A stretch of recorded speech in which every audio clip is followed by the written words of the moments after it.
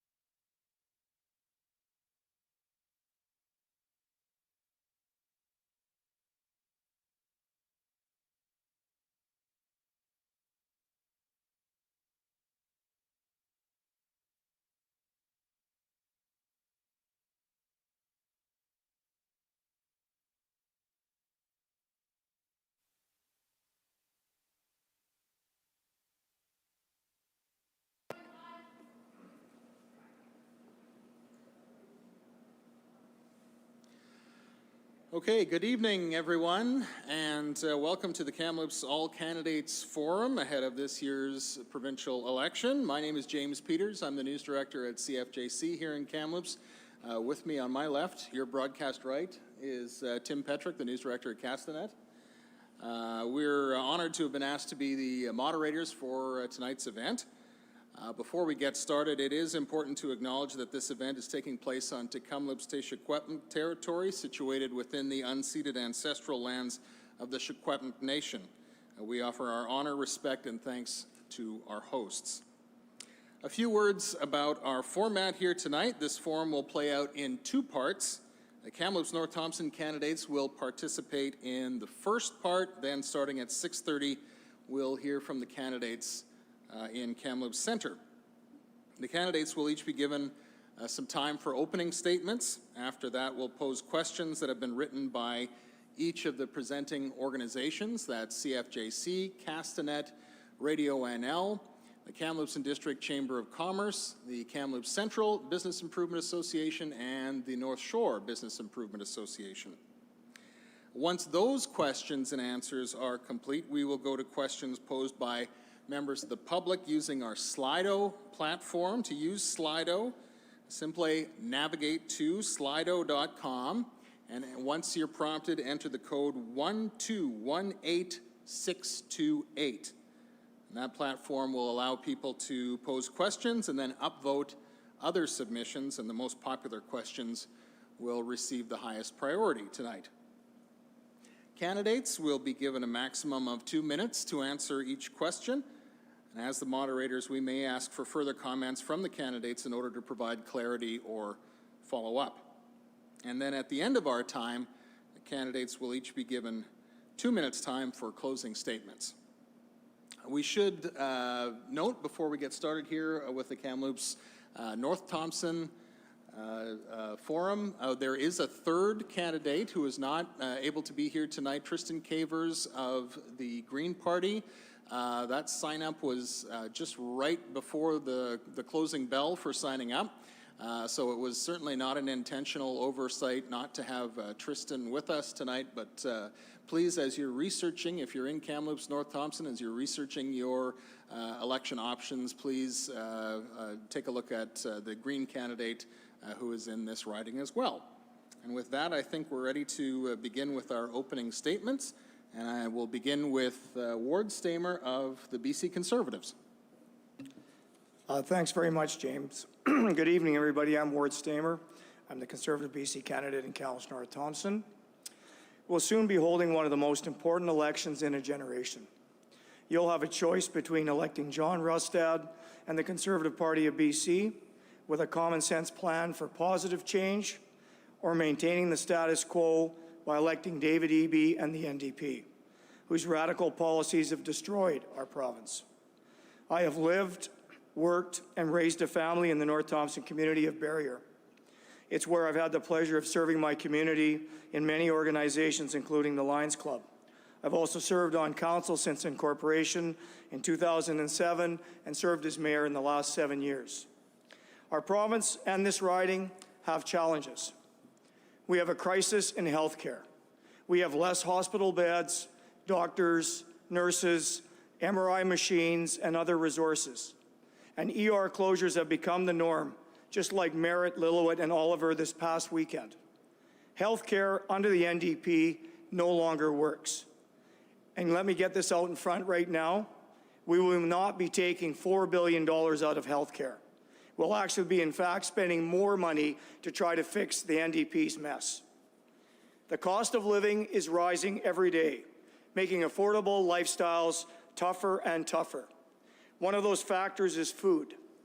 Those aren't my words. That was on CFJC Today just a few weeks ago. People just can't get ahead, and many of our friends and family members have had to lower their expectations about the kind of life they hope to lead for themselves and their family. And then there's the crisis in housing. If the NDP had been serious about fixing housing, they would have done it by now, not waited until calling an election. And after years to fix the problem, the NDP is out of excuses and out of time. Tonight is our opportunity to discuss the issues that are important to you and to our community. I look forward to having the chance to explain to you how the BC Conservatives are going to change the direction of our province in a positive way. Thank you. Thanks, Ward. Now, Maddie Genn from the BC NDP. Thank you for the introduction. My name is Maddie Genn, and I am the NDP candidate for Kamloops-North Thompson. I moved to Kamloops from Salmon Arm back when it was still quite a small town. When I moved to Kamloops for university, I had no intention of staying, but the city really stole my heart. After graduating, I jumped right into healthcare, and it was there that I found my passion for helping at-risk youth and advocating for people. Today, I spend my time fighting and advocating for the needs of the kids that I work with, as well as my coworkers and the working class with my union. I'm helping people now, and I absolutely love what I do, but I see that my community needs more, and so I'm going to the province to make sure that that happens, which is exactly why I'm here today. We face immense challenges, and we have so much to lose. Families are struggling to find a safe place to call home. There are not enough affordable homes. We are building more. Our healthcare system must be strengthened to meet the needs of our community, and our rural communities especially. The BC NDP is taking action now, and it is not the time right now to stop this progress. I truly believe in accessible healthcare, affordable housing, and a community that is safe from the threats of wildfires and toxic drugs. I am committed to listening to your concerns and amplifying your voices in Victoria. The risk of a Conservative government with John Rustad is way too great when he threatens to cut $4 billion, or a huge percentage of the GDP, from healthcare. He threatens to cancel David Eby's program that will provide us with 300,000 new homes and deny that we are facing a devastating climate crisis at all. I am here today as your representative, your voice, not just as a candidate, but as a partner in the fight for progress. Thank you for having me here today.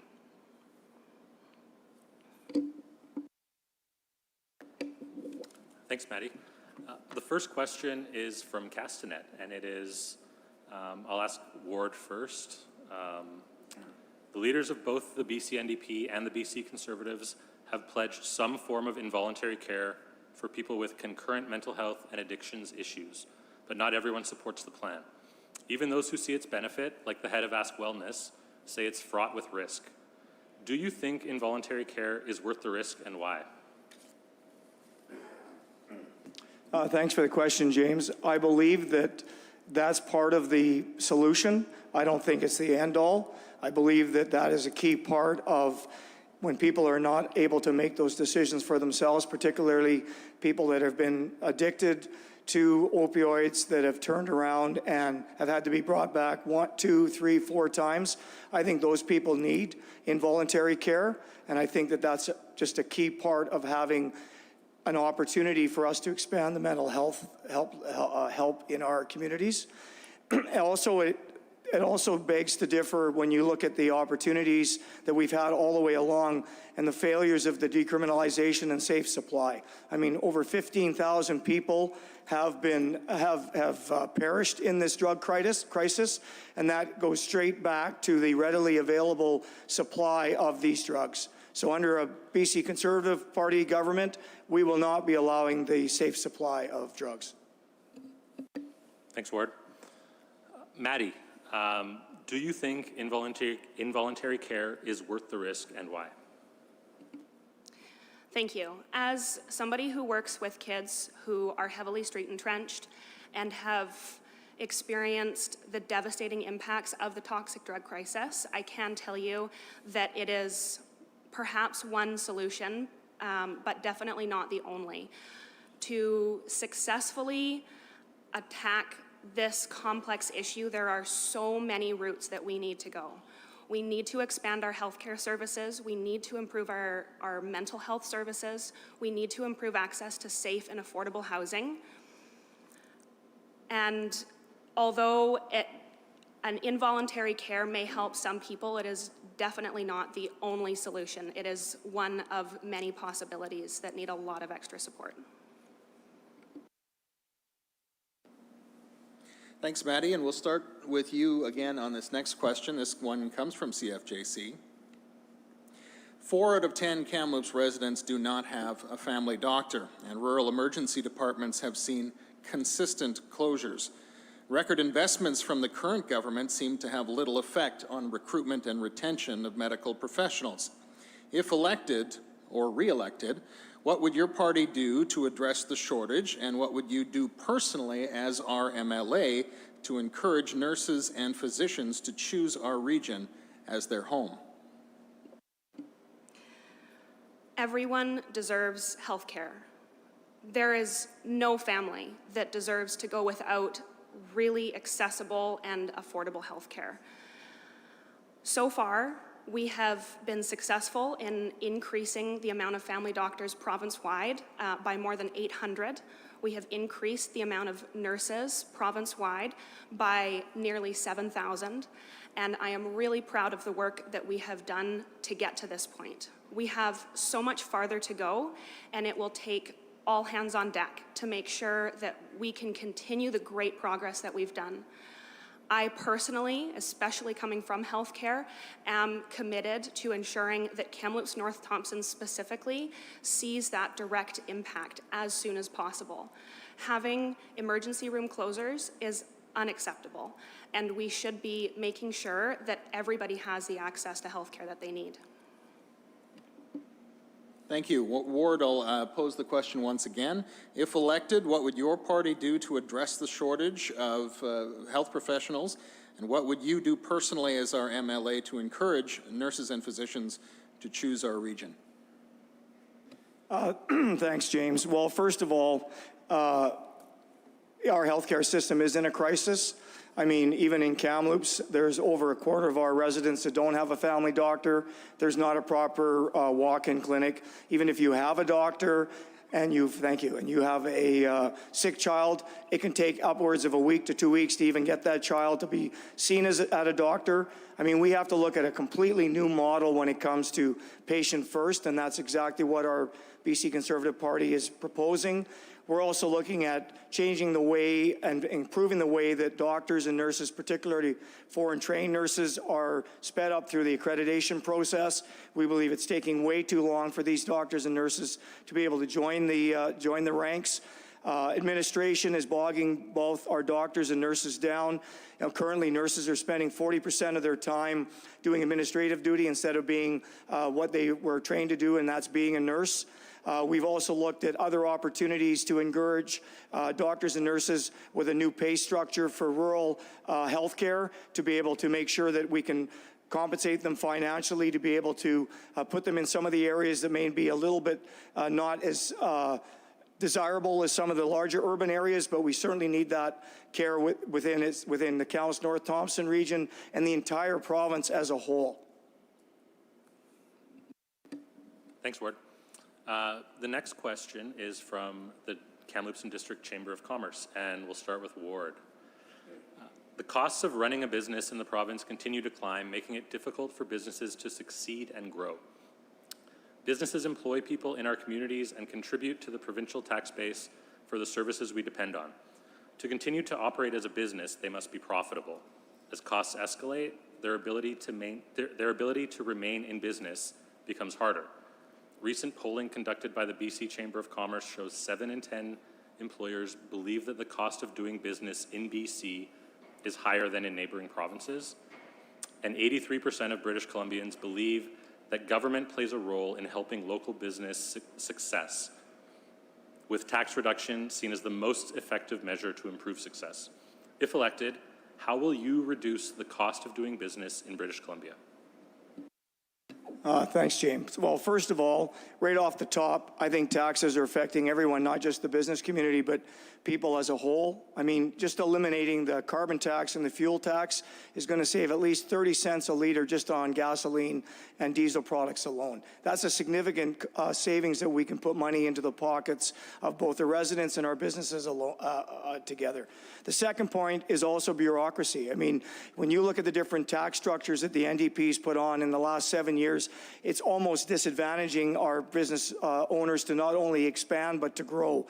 The wine industry is a perfect example. Not only has the NDP failed in being able to adequately compensate them with some of the devastating crops that they've lost, but also when they try to expand their business, the next thing you know is they're looking at a new tax regime and higher taxes just because they're trying to expand their business.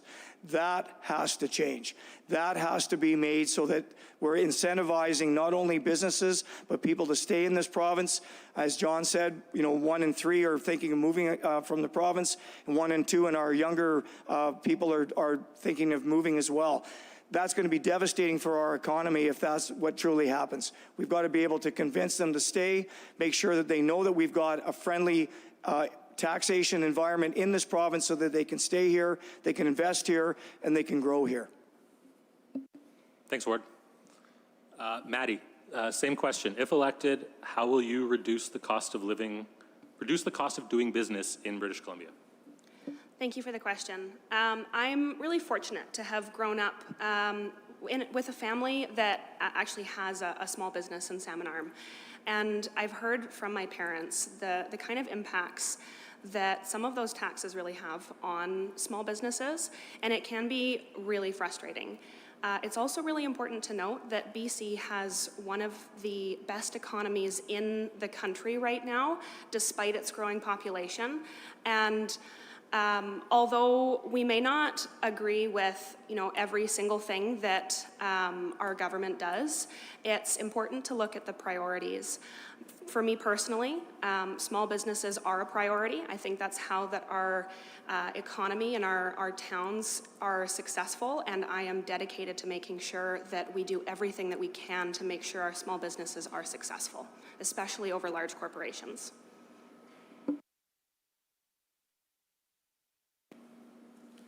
I'm going to pose the question from the North Shore Business Improvement Association. You may want to settle in here because the preamble is, it's just an amble, I think. It's not even a preamble. I'm just bugging Jeremy from the NSBIA. But okay. Business associations here in Kamloops recently conducted the annual Impacts of Crime and Social Disruption survey with local businesses. This year, more than 200 respondents completed the survey, and they indicated that impacts to their daily operations, staff safety, and customer impressions of their business is at a critical mass as a result of criminality and social disruption. Looking at hard costs, theft, and adaptations for crime prevention, these same 200 respondents indicate that they had lost or spent nearly $2 million last year alone. Comments included in the feedback indicate that business owners are either on the brink of financial collapse or considering leaving the city due to this issue. Here are 2 examples. One quote, "I am considering closing up shop and moving to a safer location." A second quote, "Kamloops has become so bad that our family is moving back to the United States. In all honesty, Kamloops is a disgrace." So that leads to the question from the North Shore BIA. If you were to become our MLA or to form the next provincial government, what would you do to address criminality and social disruption to give our desperate business owners assurances about their future security and prosperity? We'll start with Matt again from the NDP. Thank you. What an excellent question. Nobody should feel unsafe in their community, whether they're a business owner or whether they're walking down the street or whether they're in their home. I have felt some of that unsafety and I have seen it, and it's important to recognize that Kamloops is not the only town that is going through this kind of crisis. Crime stems from a lot of different areas. It comes from drug usage, it comes from an unaffordability, it comes from a lack of affordable housing. And all of those things are avenues that I am incredibly dedicated to ensuring that we continue to improve by funding effective and affordable health care, by ensuring that everybody has a safe place to live, by ensuring that the people who are experiencing homelessness and are experiencing addiction are cared for and have the treatment and access to solutions that help them. All of those things will have an immediate and positive impact on our community as well as the rest of our province. Thanks, Maddie. Ward Stamer of the BC Conservatives. Thanks very much for the question. Again, a lot of these issues that the North Shore Business Association brings up directly goes back to David Eby and the NDP's decriminalization and opioid crisis that has been brought upon us in the last 7 years. It's pretty evident that that's one of the main reasons why we're having the issues that we are having in our downtown cores. And yes, as my friend alluded to, it's not just Kamloops, but it's strictly across BC because of those policies. Our Conservative government is going to get hard on this. We are not going to be allowing decrim on hard drugs. We're going to be increasing our police funding to make sure that the police can do what they can. We're going to be trying to eliminate this revolving door where people are being they've committed a crime and then they just get turned around and get right back on the street the same day. I think everyone in this community has absolutely had enough of this, and I think it's time for us to turn around and stop it right now. If that means that we have to find a harder, more tougher approach on the gang-related activities and the people that are pushing these drugs, then we're going to have to do that. Because quite frankly, I think all of us have had enough on this file, and we need to be able to think compassionately for the people that are under these addictions, but also at the same time, the people that are committing crimes, we have to figure out a way that we can stop it. And that means being tougher on it. Thank you. Thanks, Ward. Our next question comes from downtown Kamloops, the KCBIA. And it'll go first to Ward. With the rising cost of living placing significant financial strain on our residents, we're seeing a direct impact on consumer spending, which is vital for the survival of our local businesses. How will you, as our MLA, address affordability to ensure that Kamloops residents are better positioned financially to support local businesses? Thanks for the question, James. Well, again, it comes down to a couple of fundamentals. One of it is that we're being taxed to death. Again, by eliminating the carbon tax and the fuel tax right off the bat, that's at least 30 cents a liter for fuel. That's a significant savings right there. There's also other cost-saving methods. The Rustad rebate that will be unveiled once we form government will initially start with a $1,500 tax credit for renters and homeowners alone together to be able to reduce those taxes that they're paying, to put more money on the table, and to make sure that not only have money to spend in local businesses, but at the same time, we have to grow our economy. And that means we have to resurrect our forest industry. We've got to get our mining industry back on track so that people do have money in their pockets to spend, and that we have a vibrant economy that we used to have. Thanks, Ward. Maddie, same question. How will you, as our MLA, address affordability to ensure that Kamloops residents are better positioned financially to support local businesses? Affordability is an issue that we're all experiencing, and it's something that the BC NDP has been working really hard on addressing and undoing a lot of the work from the previous Liberal government that John Rustad was a part of. Already, we have eliminated MSP premiums. We have saved $500 basically per person on car insurance, and we are dedicated, I am dedicated, to ensuring we continue that good work. John Rustad has promised a renter's rebate, and it's not to start until 2026. David Eby has already eliminated the carbon tax, and we are working on eliminating the carbon tax, and we are moving forward with a renter's rebate that will start immediately after the election in 2025. That promises more money in the pockets of British Columbians.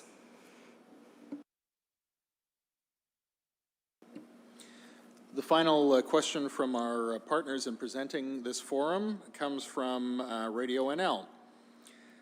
And it's a bit of a different question. If you are to become either a member of government or a member of the opposition, what will your policy be when it comes to voting for the best interest of your constituency compared to what's in the best interest of your party? Will that benchmark be affected if there is a minority government scenario? And we'll start with Maddie. My priority will always be the people of Kamloops-North Thompson and what is best for Kamloops-North Thompson and our rural communities. Okay, Ward? Thanks, James. Well, as a member of the BC Conservative Party, all our candidates have signed a pledge that we will be not only respecting, but voting according to what our constituents want us to vote in the legislature.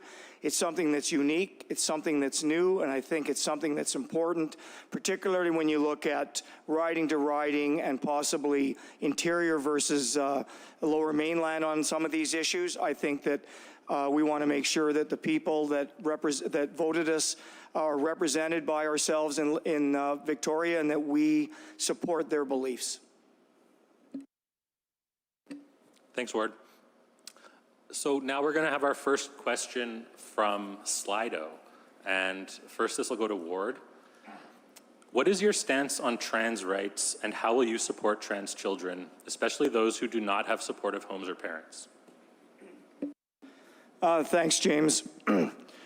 Well, first of all, we're going to emphasize a commitment to ensure that parents are fully involved and informed in their children's education, particularly regarding sensitive topics like sexual orientation and gender identity. Parents should have a primary role in discussing and guiding their children's needs. And it's also important to know that we are going to make sure that we're going to have community consultation in that.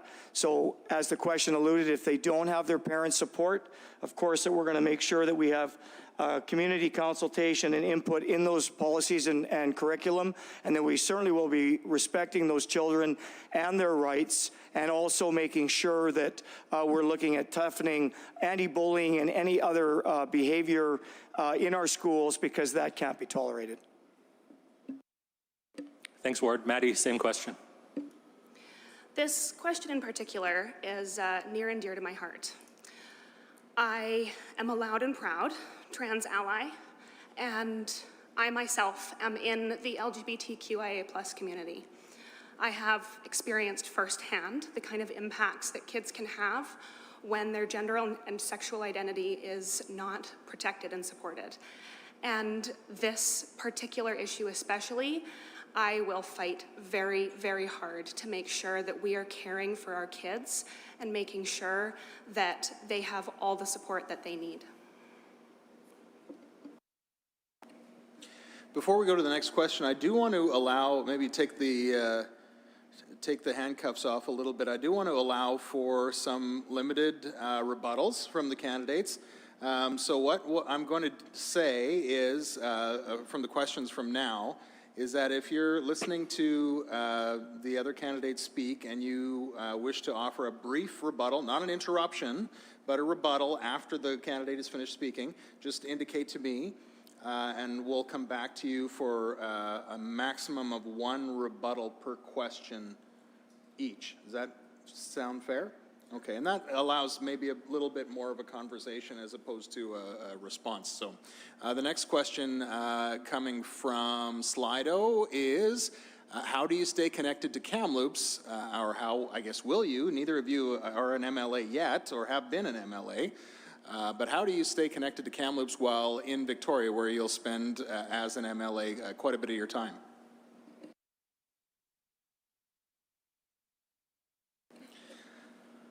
I guess I didn't say that, did I? Ward, why don't you go first? Thanks, James. We're just trying to trick you up a little bit there. Well, that's a really good question. I believe the legislature sits for approximately 12 weeks in a year.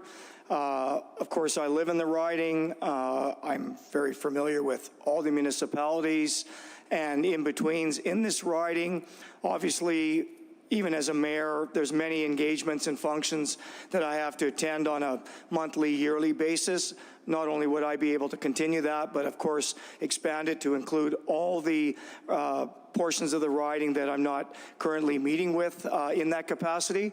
But I'm certainly going to be able to have an office here, probably going to have a couple of hub offices, probably in Chase, Clearwater, and Barrier that we can use on a temporary basis, once a week, that sort of thing. I'll definitely be tied in with the communities, and anything that comes up, I'll be the first to know. So thanks for the question. Just before I go back to Maddie, you mentioned in your answer as a mayor, are you planning to continue as the mayor of Barrie, which I don't believe the legislation prohibits? You could do it. Or are you planning, if you're elected, are you planning to step down as mayor of Barrie? Yes, absolutely. That's why I think somebody's mic's on. I think that's why I asked for a leave of absence. In September and October, I wanted to make sure that if there's anything that I was doing on the campaign trail, anything that our party was going to be supporting, I would be supporting, and in no way it would be coming back to the District of Barrier. As you alluded to, I could continue to be mayor. I could also run for school board. Of course, that's ridiculous. And yes, if I'm successful as your MLA, Barrie will have a by-election. That will be just done internally through the district. Okay, thanks, Ward. Maddie, how will you stay connected to this riding while in Victoria as the MLA? I do understand that there's quite a bit of time that needs to be spent in Victoria, but at the end of the day, Kamloops is my home, and Kamloops-North Thompson is my priority. At this time, I currently hold a full-time job in healthcare. I dedicate a lot of my time to my union, and I am now dedicating the majority of my time to campaigning, and so I do not shy away from hard, long days, and that is where I plan to spend my time. I may not live in the smaller communities in Clearwater and Barrier and Chase, but I am very dedicated to making sure that I stay incredibly connected to those communities, and that I make sure that I am doing my part to make sure that those voices are heard and advocated for. Thanks, Maddie. The next question from Slido is about schools. First for Maddie. Schools are important community hubs, and now with the overcrowding crisis forcing students to go to a different neighborhood to attend a school, we're seeing a fracturing of our communities. Does this seem right to you, and how would you fix it? Where it's possible, I think everybody deserves to go to school in their own neighborhood and in their own community. It has been really challenging with education across the province, and I am absolutely dedicated to continue the good work that the BC NDP has done to prioritize not just education, but prioritize teachers and investing in students and in our future. So far in Kamloops, we've seen Parkview get rebuilt after the fire, and we have seen expansions in Valley View. I would really love to see more expansions, including bringing some of the new builds that we've been working on into Kamloops-North Thompson so that we can continue the good work. Ward, same question. Thanks, James. Well, first off, I think the NDP has sorely been lacking in their planning. When you look at these build-outs, I mean, Valley View is already at capacity. The latest school, Pine View, is already at 105%. And when you look at even as these portable options that have been used around the province, I find it hard to believe that a portable trailer now costs $1.5 million a piece. That seems very high for a temporary structure that doesn't even have a roof to go to the bathroom. The other thing that I think not only we want to be able to change, and that's get ahead of the process, is look at other concepts like in Squamish, where they've been able to put a 4-story building on the edge of a school ground instead of a portable, 2 floors of school, 2 floors of residential, no way for the residential to go into the school except in the case of a fire. Now you've got an opportunity where you've got the community all in one spot. No different than in Sun Peaks. They've been waiting for a school for years. They've been told it's going to take an additional 10 years to wait for a school. I'd like to be able to empower our school board trustees like we used to have in the past, where they can make those decisions. They can look at their residents and say, you know what, for an extra $50 or $100 a year, you guys could get a school a whole lot quicker. The NDP took away that opportunity for the school boards to have control in their region. I'd like to bring that back. Thanks, Ward. This next question is pretty broad. If you can't answer this one, boy, I don't know. We'll start with Ward on this one. Tell me the one policy in your party's platform that you believe will make people's lives better in Kamloops and in the region as a whole. One policy. I think the first one is going to be our healthcare policy. I think that affects, excuse me, I think that affects all of us. When we don't have access to a doctor, we don't have access to proper medical care, we have a cardiac ward that isn't fully complete without a cardiac lab, so that we can turn around and when someone's having a heart attack, instead of being able to treat for them here, we have to send them to Kelowna. I think if that's the one thing that we can accomplish in this region, is to be able to improve our health care and do it as quickly as we possibly can, identify the shortcomings, get more doctors and nurses on the front lines, get rid of a bunch of bureaucracy through Interior Health and the other health regions, and be able to improve the health care and access for our residents. Maddie. I actually think that healthcare is one of the many policies that the BC NDP is really going to thrive in the next 4 years. We have already done so much, and I really want to press that. And I understand that in Kamloops, we may not have seen some of the direct impacts. I know there's still a lot of people who are struggling to find family doctors, but we are continuing to make that improvement. We will see groundbreaking in 2025 on the new Cancer Care Centre. We have lowered the wait times for internationally trained doctors to get their licenses to months and in some cases weeks. And we are continuing that investment. We are especially prioritizing rural communities by offering incentives to doctors and nurses who are willing to move there. And we actually are just opening this month in October the new seniors care home center in Sun Rivers. There's so many more things that we have done, that we will continue to do, and now is not the time to stop that progress and go back to old solutions and old ideas that have already proven not to work. Is that now that I can have a rebuttal? A brief rebuttal, absolutely. Thanks, James. Well, I would argue with my colleague here that we've been waiting 30 years for the cancer clinic promises in Kamloops, and because she throws out a date of 2025, I would find that a little bit hard to believe, because I know that the doctors would like to have the lab for the cancer clinic in the same building. Interior Health and the NDP have said flatly no way, and if they do and we decide that we're going to push it hard enough that we want it, they're saying the completion date is now going to get pushed to 2032. So I don't really believe that that's actually going to happen in that time frame. Maddie, do you want to respond to that? Yeah, go ahead.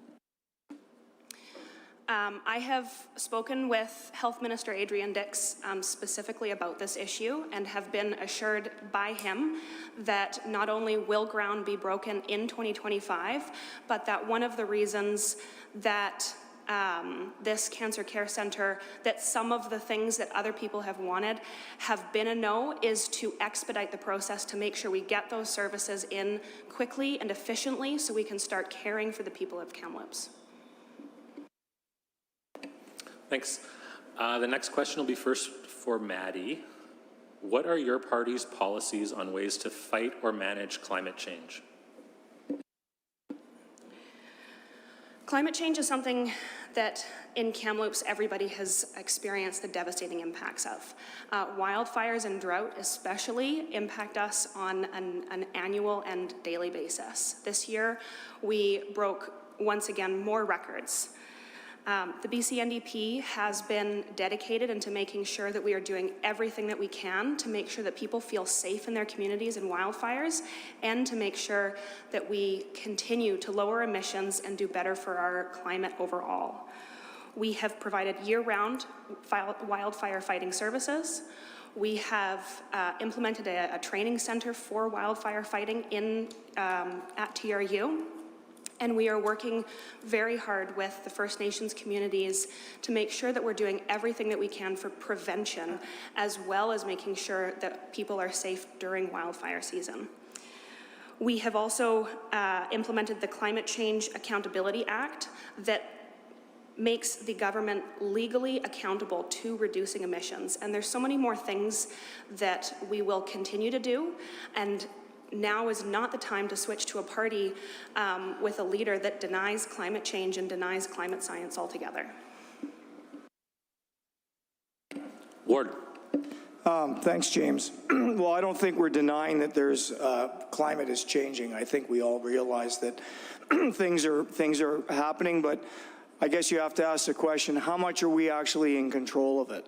And when you start thinking of some of the policies that the NDP has come up with their net zero, I think what's happening is that we have unattainable goals. It's driving up the cost not only for housing and affordability in that very tight time frame, but also when you start thinking about electrification and all the opportunities and you know, pushing of heat pumps and air conditioners and electric vehicles, where is this electricity going to come from? I mean, on one hand, we should be able to be sustainable in this province, and we no longer are with electricity. So I think it's very hypocritical when we turn around and import power from another source, and we don't care how that power is generated. Whether it's coal, whether it's gas, whether it's whatever it is, but here in BC, we can't do it ourselves. I think we should be able to drive the bus on this. I think with our new energy plan that just came out today, we are going to be encouraging other forms of electrification. That will be natural gas, that will be biofuels, biomass. There'll be opportunities to have the discussion around nuclear. I mean, more than 1/5 of the world is using nuclear power for electricity right now safely. I think that those are all the issues, you know, that are coming to bear. And yes, we have a responsibility to try to lower our emissions, but to what extent are we going to do it to put ourselves into poverty when other jurisdictions are not? I think I'm going to have to disagree with my opponent here. It is absolutely our responsibility to make sure that we are doing everything that we can to fight the climate crisis, which John Rustad is explicitly denying. This is something that is within our control, it is within our reach, and we have seen the positive impacts of all of the changes that we have made. When we haven't seen those positive impacts, we adjust and we try new things to make sure that we are doing everything that we can to lower emissions, and we have been successful. Ward, do you want to respond? Well, first of all, I don't think we've hit any of the targets that have been described in what they've tried to attain. And at the same time, if we want to even talk about wildfires, you know, when you look at opportunities to have initial attack, and in a lot of cases, the BC wait and see, we're waiting to see what would happen. And then also with backburns, in some cases getting away, yet that doesn't count because it was nature caused, not human caused. I think that we have to look at the entire picture globally and what we can do as a people versus what is something that is affordable for all of our people. And again, I think there's ways of us to be able to reduce emissions. Case in point, if we have natural gas power generation right now and we turn around and take a fossil fuel vehicle off the road, that saves more than 50% right off the top. I think that should be in the mix and not just have a net zero. Thank you very much. I want to remind everybody who's watching on our streaming services that you can pose a question and join the forum that way by heading to slido.com and inputting the code 1218628. Our next question is from Brian Penner. Are we sure it isn't from Tim Petrick? No. What can you and your party do to help Kamloops get a local newspaper back in the community? And we'll start with Ward. Thanks, James. That's not a question that I've heard at the doorstep too much, but I think, quite honestly, some of that lies in the federal government's responsibility when it came to sharing news. And it's kind of disappointing when you see the lack of opportunities for people out there now to share news. I would hope that if we are successful to have a federal Conservative Party elected the next time around, that possibly we could look at some opportunities so that we can have the opportunity to share news like we used to. And yes, we still have a newspaper in Barrier. We still have a newspaper in Clearwater. Black Press is just hanging on by a thread. I appreciate Castanet is here. They don't have necessarily a news paper, but they have good news reporting. It's unfortunate what happened to Radio NL last week or 2 weeks ago, where a company from back east decided to gut the newsroom. I think it's totally unfair, and I'd like to be able to find ways to be able to encourage that. I just don't know really what we could do at a provincial level. Okay, Maddie, a newspaper in Kamloops. I think that we can all really appreciate the amount that local news in general, but especially local newspapers and local news sites, give our entire community. I think that part of my job as an MLA is to make sure that I'm listening to the priorities of the community and to make sure that I'm doing everything that I can to come up with innovative solutions to make sure that those issues are solved. I don't have a specific answer for this, but I do really appreciate that this is something that we can all really value in the community, and it's something that I would work hard to try and find some creative and innovative solutions to make sure that we're supporting the local news in general in our community. Thanks. The next question is another general one, and first for Ward. Or no, first for Maddie, sorry. What type of accountability can we expect from you if elected? It's no secret that I am not a politician by any means. I come from healthcare, and there's not a whole lot of people, especially in our more rural communities, that know me by face. And it can be really hard to trust somebody that you haven't directly met before, and I understand that. That being said, I have proven myself in my work with the kids that I work with and with my coworkers that I am dedicated to making sure people are heard, people are valued, and that I am accountable for everything that I set out. It has been something that I've been very clear from the beginning that I will not make any promises that I can't keep, and I have stayed true to that so far, and I can promise that moving forward, if elected, I will continue that. Ward. Thanks, James.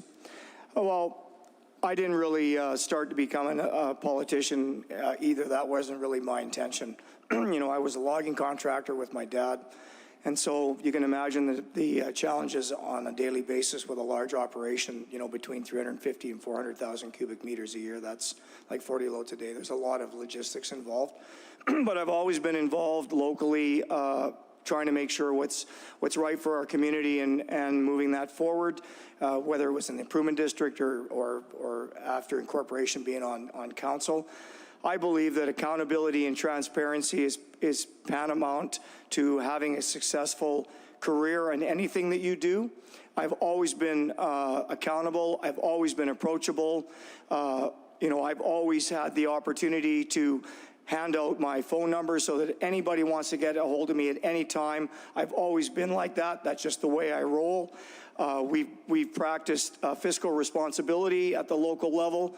You know, as an example, our municipality is in really good shape with our water system, sewer upgrades. We have basically no debt. Those are the kinds of things that I'm very proud of, not just for myself, but for the people that I've been involved with. And that's what I will continue to do as your MLA.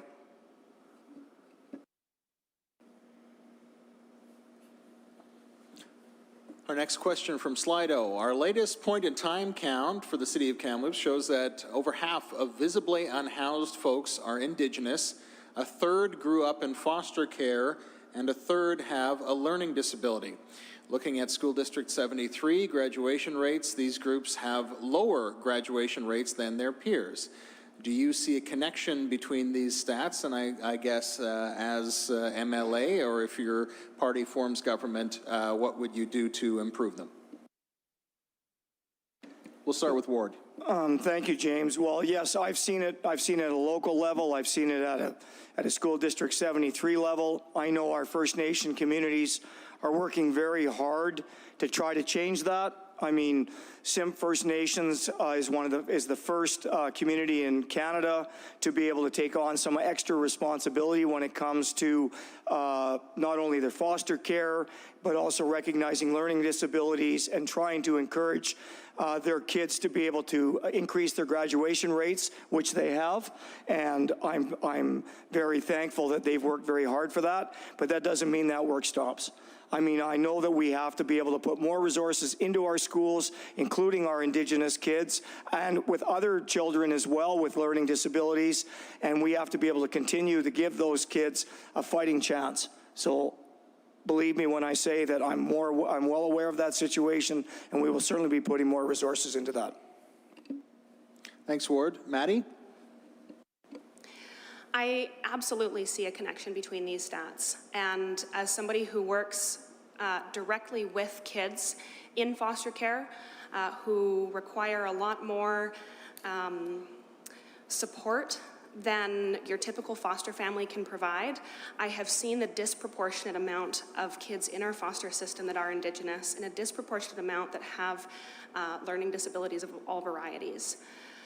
I have seen the decline in graduation rates, especially in these groups, and I think that continuing to invest in our future, invest in the kids who are going to school, invest in the teachers and the support workers, especially in and out of the schools, will all have a huge impact. It's also really important to recognize the kind of support that reconciliation efforts can really have, especially on Indigenous communities in the area, and to make sure that we're really prioritizing the communities that are surrounding our rural areas.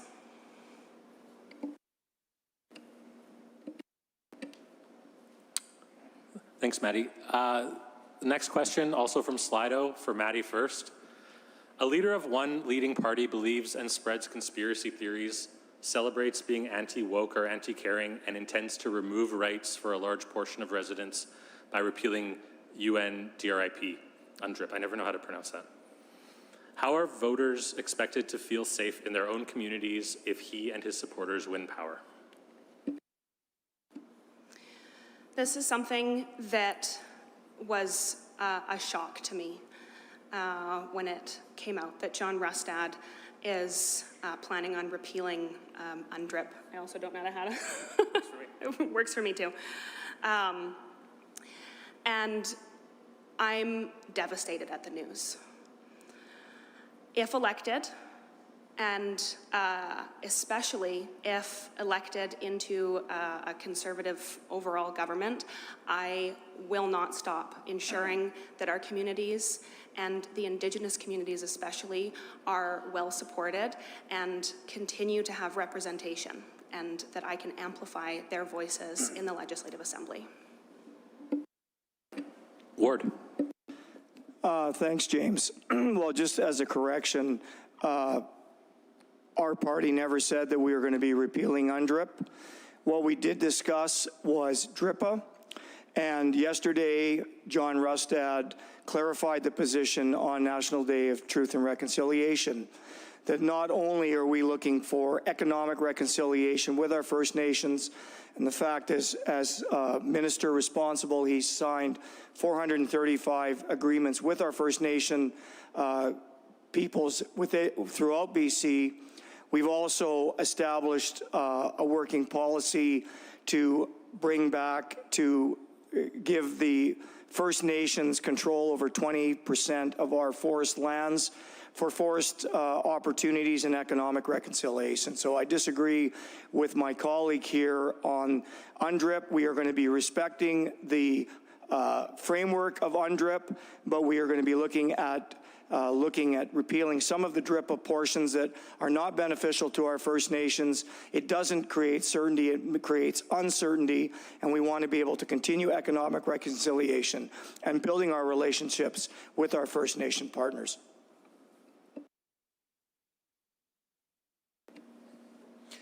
Our next question from Slido. Would any representatives be willing to invest directly into public transportation infrastructure on a large scale for the province, such as affordable regular train service between the largest population centres in BC? And certainly we've heard recently a little bit more talk about the potential for light rail between Kamloops and the Okanagan, some of those cities.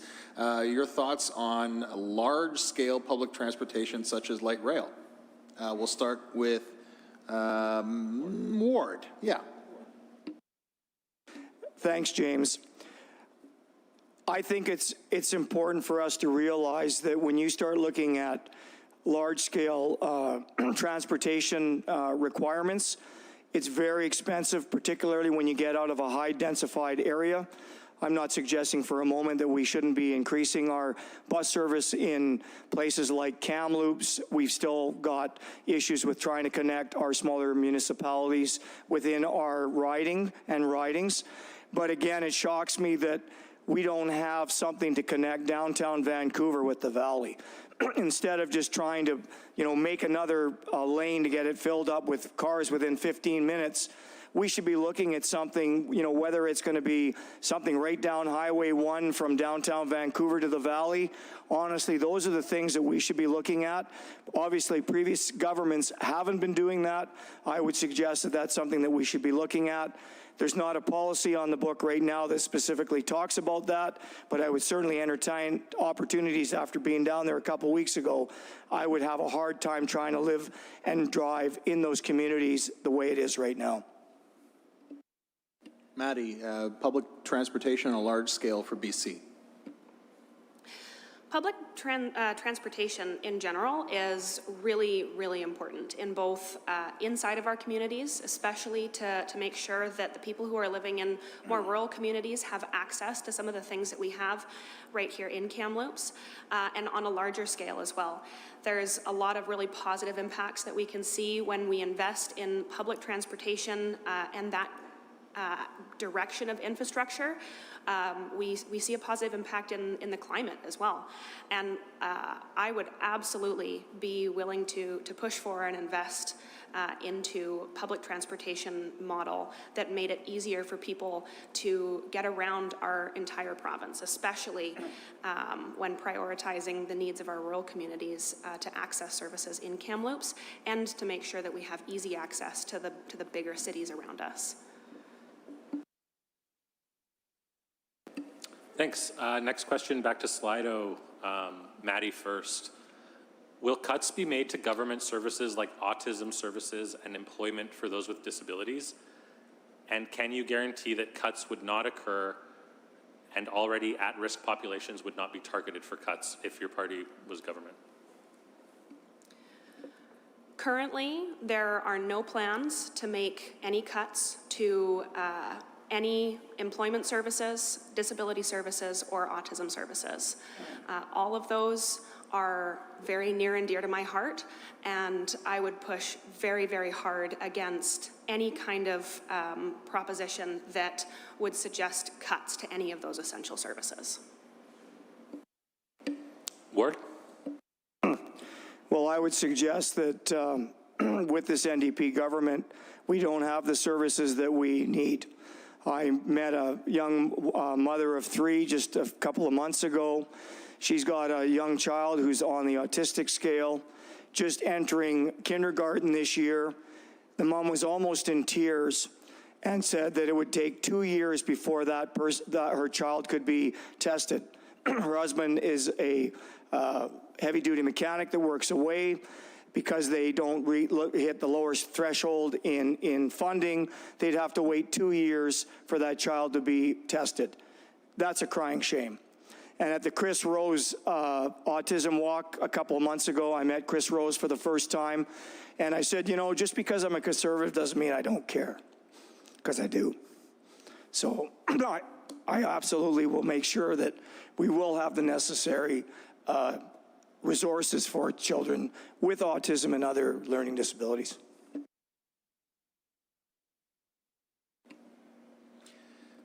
Somewhat along the same line, people with disabilities live well below the poverty line. Government disability assistance does not cover rent, let alone necessary expenses such as food or prescription medications. How will you help to improve the standard of living for BC's most vulnerable citizens, those who live with disabilities? We'll start with Ward. Yeah, thanks very much, James. Again, you know, with the Rustad rebate, the plan is for 2026 for that initial $1,500 tax credit, which would be significant for anybody living below the poverty line, whether they're with a disability or whether it's a senior or it's going to be people that are in need. But we also included in that plan to be looking at opportunities to pay for shingles vaccinations, eyeglasses, some forms of prescription medication that isn't currently covered. Once we are elected as government, we'll be looking at the entire range of opportunities to be able to help people with disabilities across British Columbia. Okay, Maddie, on improving the standard of living for those who live with disabilities. I don't believe that anybody should have to wait a full year for a rent rebate. And David Eby and the BC NDP have promised to implement a rebate right away after the election in 2025. And we are continuing to prioritize all aspects of healthcare. We have already made certain aspects of healthcare more accessible, including allowing pharmacists to prescribe some medications, and helping with dental plans and making sure that people have access to dental care is really essential. We are continuing to move forward in all of those, in all of the right directions to make sure that life is more affordable for everybody and making sure that the most vulnerable people in our community are cared for. Now is not the time to switch to old ideas or suggest cuts. Thanks, Maddie. Next question, back to Slido. This one's first for Maddie. What plan does your party have for replacing the Red Bridge and improving major transportation infrastructure around the city?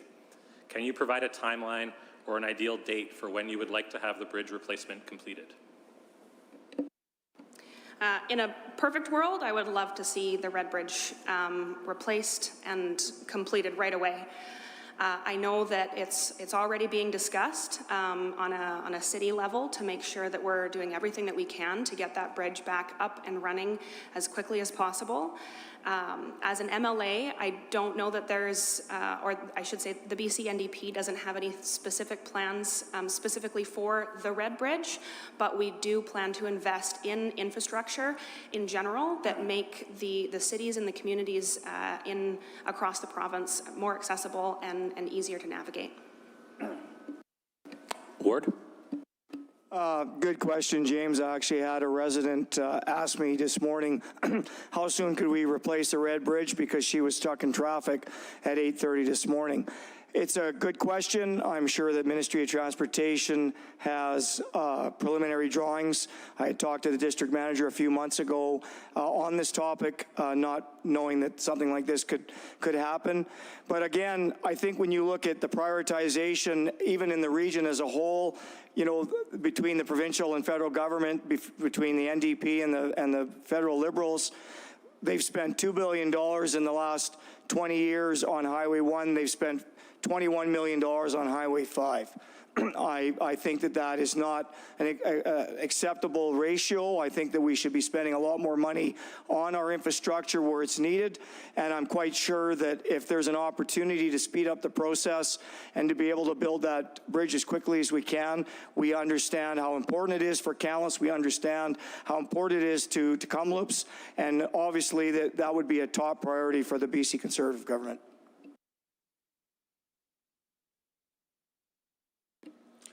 All right, a question, we'll start with Ward on this one from Slido. For more than 100 years, vaccines have slowed the spread or severity of diseases among humans. The makers of vaccines say they are nearing a vaccine for certain cancers. Does your party and do you support vaccination programs which aim to save lives, such as MMR? I'm not familiar with MMR. Or are you against public health, which is the way that the question is posed? Ward, we'll start with you. Certainly your leader has said, has had some comments come to light recently which raised some eyebrows around the effectiveness of vaccines and the motivation behind vaccine programs. Yeah, thanks, James. I think for clarity, I think what Leader Rustad was mentioning was adults having the opportunity for a choice.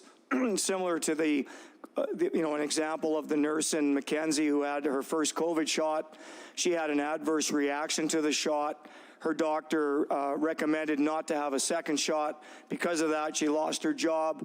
And now with the new NDP legislation, not only could the doctor in question with that recommendation be fined $200,000, he could also go to jail. That's totally wrong. But if you're talking about, say, immunization for children, absolutely, I would be supporting whatever I could 100%. I remember getting the measles and polio vaccination when I was a kid. That was important to be able to eradicate those devastating diseases for children. But again, I think that we should be making these choices here in British Columbia, not the WHO or anywhere else. We should be able to be in control of what we decide we should be doing for our people, and adults should be able to have an opportunity to decide what they want to do for their body. Maddie, on vaccinations and vaccination programs. I think that's a really great question. And I think it's really important that when it comes to any health decision, we listen to public health authorities first. I will not pretend to be an expert in diseases or vaccines, but it is really important to make sure that we're very clear on how vaccines save lives. And so do many other essential medications. It is really important, I think, that we continue to support vaccination programs to make sure that we are not just doing everything that we can to protect ourselves, but also to protect people like Ward mentioned, who may not be able to get a second vaccine. It's important to make sure that we're doing everything that we can to work together and protect everybody in our community. Thanks, Maddie. Back to Slido for you, Maddie. Are either of the candidates interested in expanding the variety of free birth control options available? Also, is there going to be anything done to subsidize pharmaceuticals? I am absolutely interested in expanding the variety of free birth control options. Free birth control is essential for women and just reproductive health in general, and it's really important that we continue to invest in opportunities for everybody who would like them. At this time, the NDP doesn't have any specific plan to subsidize pharmaceuticals, but as we expand our healthcare program, I would like to see more efforts to be done to make pharmacare more affordable. Ward. Thanks, James. Again, I don't know what our party's policy is on free birth control and what options are even available right now. So that's something that, I can't answer, but I know that it's important for the woman to have their choice, but also at the same time, on the second part of the subsidized pharmaceuticals, I think that there are opportunities in our Rustad rebate and the seniors plan to be able to expand some of those medications that are available. I know there's been talk about different opportunities in different classes depending on your income, and that's something that we'll be certainly looking at. Okay, this question from Slido is on housing and speculation. We live in a community with many empty homes. Some sit waiting for owners to visit just 2 weeks a year. Some are held for years, hoping for a higher price for sale or rent. We tear down affordable homes to build unaffordable homes. How can we overcome the wealth issue that has created a housing issue? We'll start with Ward Stamer of the BC Conservatives. Thanks, James. Again, I don't know what the numbers are of the empty homes in this community. I know that in the Lower Mainland, in certain areas, that has been an issue, and that is, quite frankly, the speculation and bringing people from other areas of the world to a desirable location like Cold Harbor and other places in the Lower Mainland has pushed everybody out.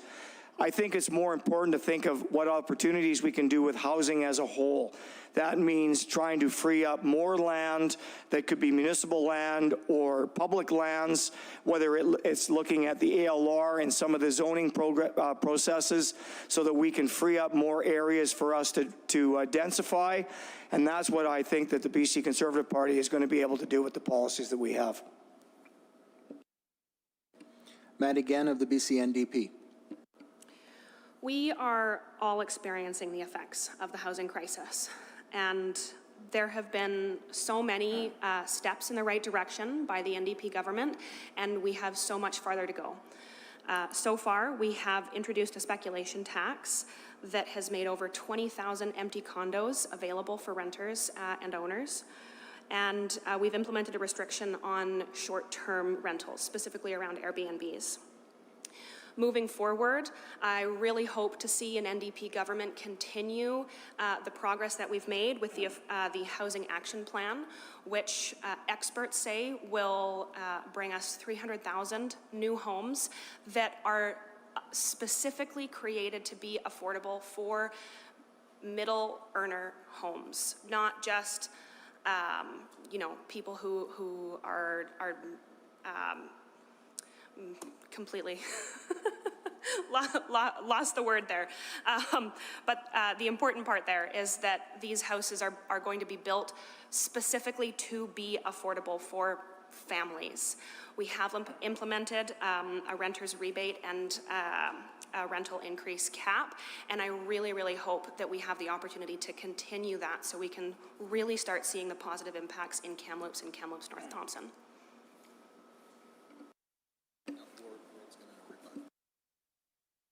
Yeah, just a brief rebuttal, Ward. Thanks, James. Well, on one hand, the NDP has mentioned that all this housing that they've created that's been affordable, in many cases, it's only been a small portion of those total units that are actually affordable, particularly in the downtown area of Vancouver. It's actually been unaffordable. It's been a small percentage of those homes that have actually been built that it can be at an affordable level.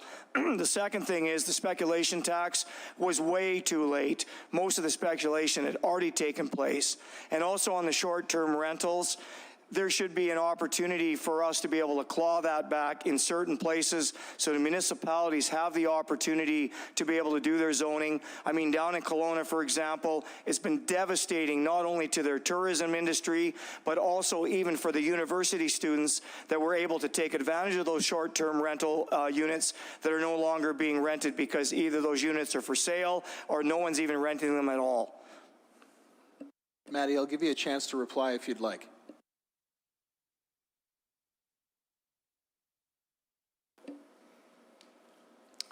All right, the next question is from Slido from Justin Bork. And Justin says, as a longtime Liberal voter and dad to an autistic child, I feel there's no longer a political party for me. Having been bullied myself, it seems some parties want to do away with DEI in schools. What will your party do to increase access for the neurodiverse? Sorry, James, what is DEI?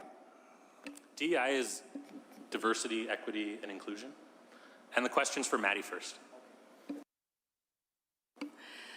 This is a really important question on a lot of levels. I think with the folding of the BC United, a lot of dedicated Liberal voters are feeling very much the same, that they don't feel like they've got a political party that they can be really tied to. And that is a really unfortunate place to be in. As somebody with ADHD, I am very, I'm dedicated to making sure that we do everything that we can to support our neurodiverse population, especially neurodiverse kids in school. Diversity, equity, and inclusion is especially important to not just maintain, but continue to improve on, because there are so many people across the board that need more support. I would like to say that it can be really hard when you don't feel like you have a home in your political opinions. And the reality is that there's not going to be a government where you agree with every single choice that you make, but it's important that we prioritize the things that are really important to us, and neurodiversity specifically is something that's very important to me.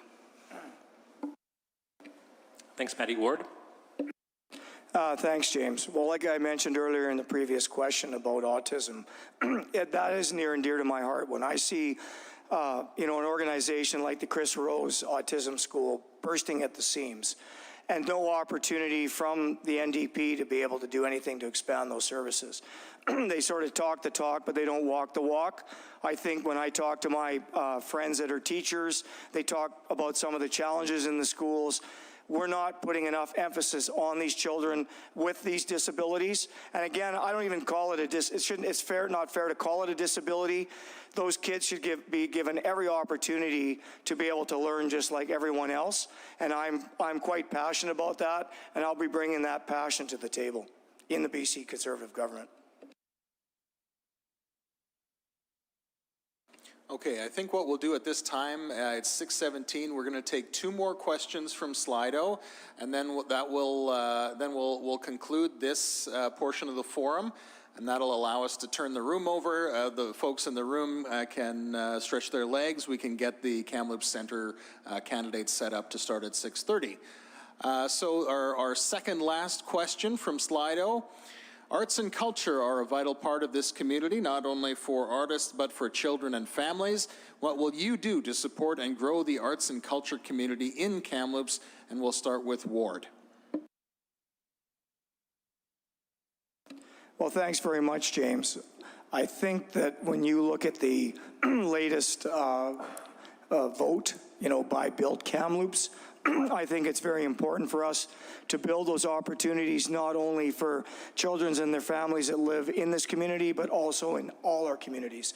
Because remember, Kamloops is the hub, and a lot of our smaller communities, don't have the capacity to be able to invest in those types of infrastructure programs. I'm 110% behind those opportunities. Yes, I want to be frugal about it. Yes, I want to make it cost effective, but I also know that it's a cost benefit that we have to, cost balance benefit, that we should be looking at. And I know how important it is for myself when I was a kid, for my kids to do the same thing. And I certainly want to be able to have that opportunity for other families as well. Thanks, Ward. Maddie?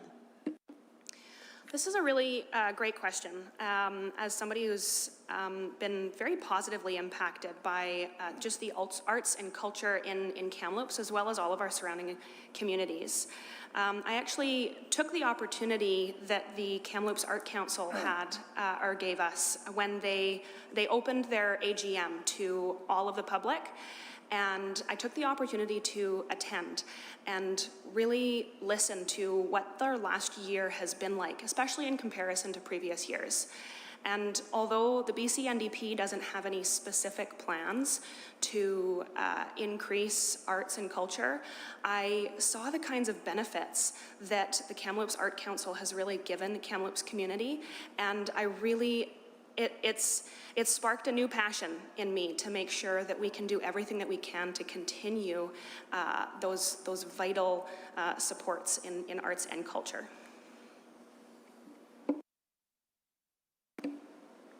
Thanks, Maddie. So one more question, and then we're going to have closing statements. The last question from Slido is, Supports and specifically rental subsidies for seniors are minimal. Realistic income baselines for subsidies and financial help for medical equipment is essential. What will you do to support seniors in poverty after working a lifetime at basic blue-collar jobs that don't provide a golden pension? Maddie, first you. There are a lot of things that we need to do for the seniors in our communities. And continuing to improve the supports across the board is really essential in the years to come.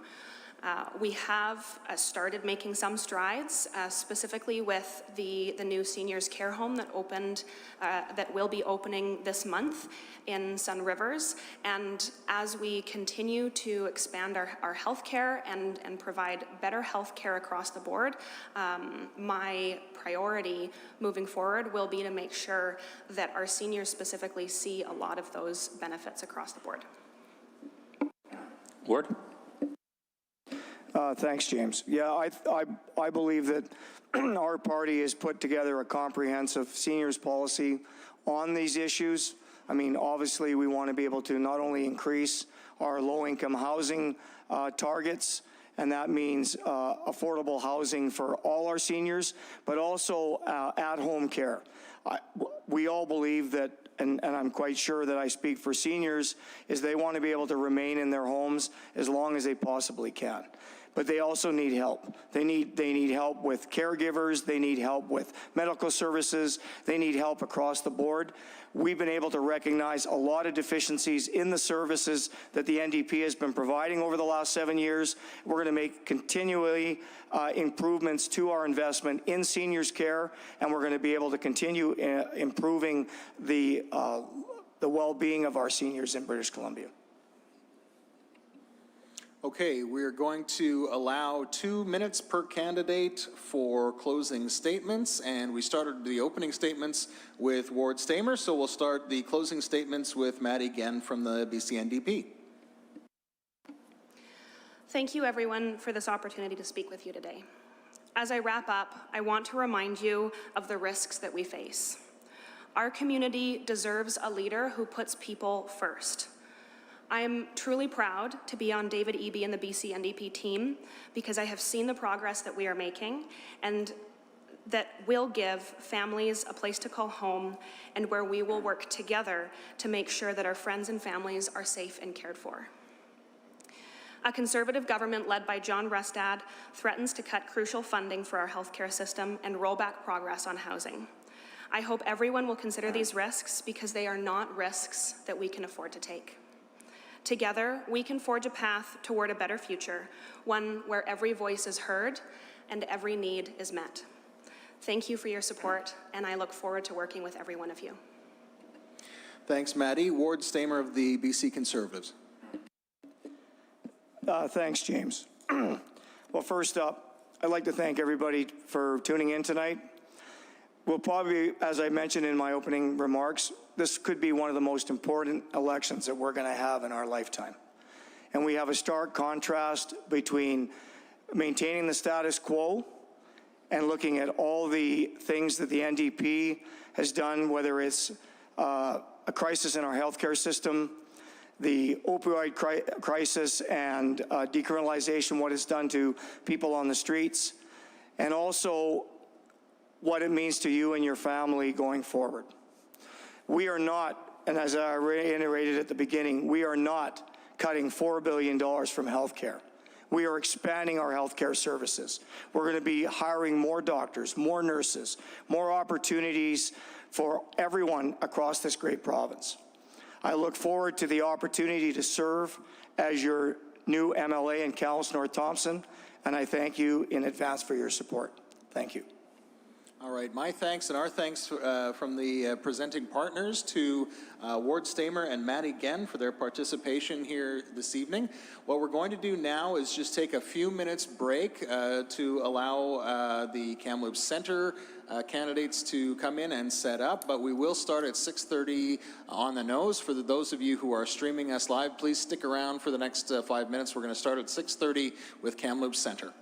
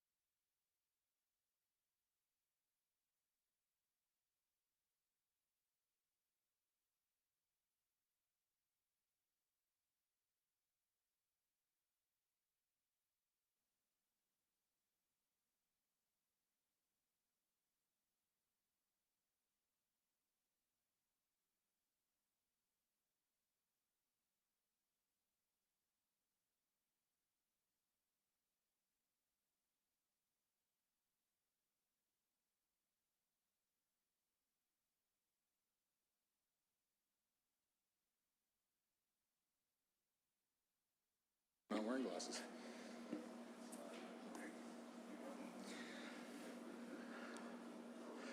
Good evening, everyone, and welcome back, or welcome if you're tuning in now for Kamloops Centre for the first time. My name is James Peters. I'm the news director at CFJC here in Kamloops, and with me, my co-moderator, Tim Petrick from Castanet. And once again, we're honored to have been asked to moderate this event tonight. And I stated it before the Kamloops-North Thompson portion, but it is important to acknowledge that this event is taking place on Kamloops-Secwepemc territory, situated within the unceded ancestral lands of the Secwepemc Nation, and we offer our honor, respect, and thanks to our hosts. As we mentioned earlier, if you were here for the first part of our forum, candidates are going to be given some time for opening statements, 2 minutes each. After that, we will pose the questions that have been written by each of the presenting organizations for this event. That is CFJC, Castanet, Radio NL, the Kamloops and District Chamber of Commerce, the Kamloops Central Business Improvement Association, and the North Shore Business Improvement Association. Now, once those questions and answers are complete, we will go to questions posed by members of the public through our Slido platform. And once again, to use Slido, go to slido.com, enter the code 1218628, and you can pose your questions there. And then you can also upvote other questions that you would like to see asked, and then the most popular questions receive the higher priority. Once again, candidates will be given a maximum of 2 minutes per question. As the moderators, we may ask for further comments from the candidates for clarity or for follow-up. We are also allowing brief rebuttals, but a maximum of 1 rebuttal per question. And then at the end of our time, the candidates will be given 2 minutes for a closing statement. And with that, I think we're ready to begin with our opening statements, and we have drawn for order. And I believe the initial opening statement will go to Peter Millibar of the BC Conservatives. Great, thank you, Tim. Sorry, it was just a carryover from the previous session. Good evening, everyone. My name is Peter Millibar. I'm the BC Conservative candidate for Kamloops Centre, and it's a great honor to be able to run in this upcoming election to try to represent people of Kamloops again. I've been an MLA for the last 7.5 years. With the riding changes, half of my existing riding that I was representing is now part of Kamloops Centre, that being the North Shore and Brocklehurst. And then, of course, downtown Aberdeen and Sahali are now part of Kamloops Centre. Over the years, I am very proud of the work and the advocacy I've done for the residents of Kamloops. I've always been one to fight and stand up for what we need in our city and in our region. And certainly when we look at the challenges that continue on in healthcare, when we look at the challenges in affordability around housing, when we look at the challenges we're facing in education, as we see numeracy and literacy rates starting to drop with our children, there's a lot of work that still needs to be done in and around Kamloops. The one piece that sometimes gets lost for the work of an MLA is actually the work that you do daily within your own constituency office, where you're dealing with constituents one-on-one instead of those larger provincial policy pieces that we sometimes talk about during an election. It's that type of work that still gives me the passion and the desire to continue to seek office and continue to try to represent the residents of Kamloops to the best of my abilities, to keep fighting for those one-off issues that people have, but also for those broader public policy issues that impact not just Kamloops, but all of BC. So I look forward to the questions this evening. Thanks, Peter. Our second speaker will be, I'll just ask Peter to turn his mic off there. Our second speaker will be Randy Sunderman of the Green Party. Yes, thank you. Yeah, so I'm Randy Sunderman, the BC Green candidate, and I'm just to start a little bit about myself. I'm an economist running my own company for the past 30 years, and I specialize in economic development, land use planning, and impact assessments. For me, this election's about good government over good politics. Our politics are often steeped in misdirection and fear when we really need to focus on grounded policies and programs. For example, two politically oriented policies from the NDP and the Conservatives, direction on red tape and carbon pricing. And I'll elaborate.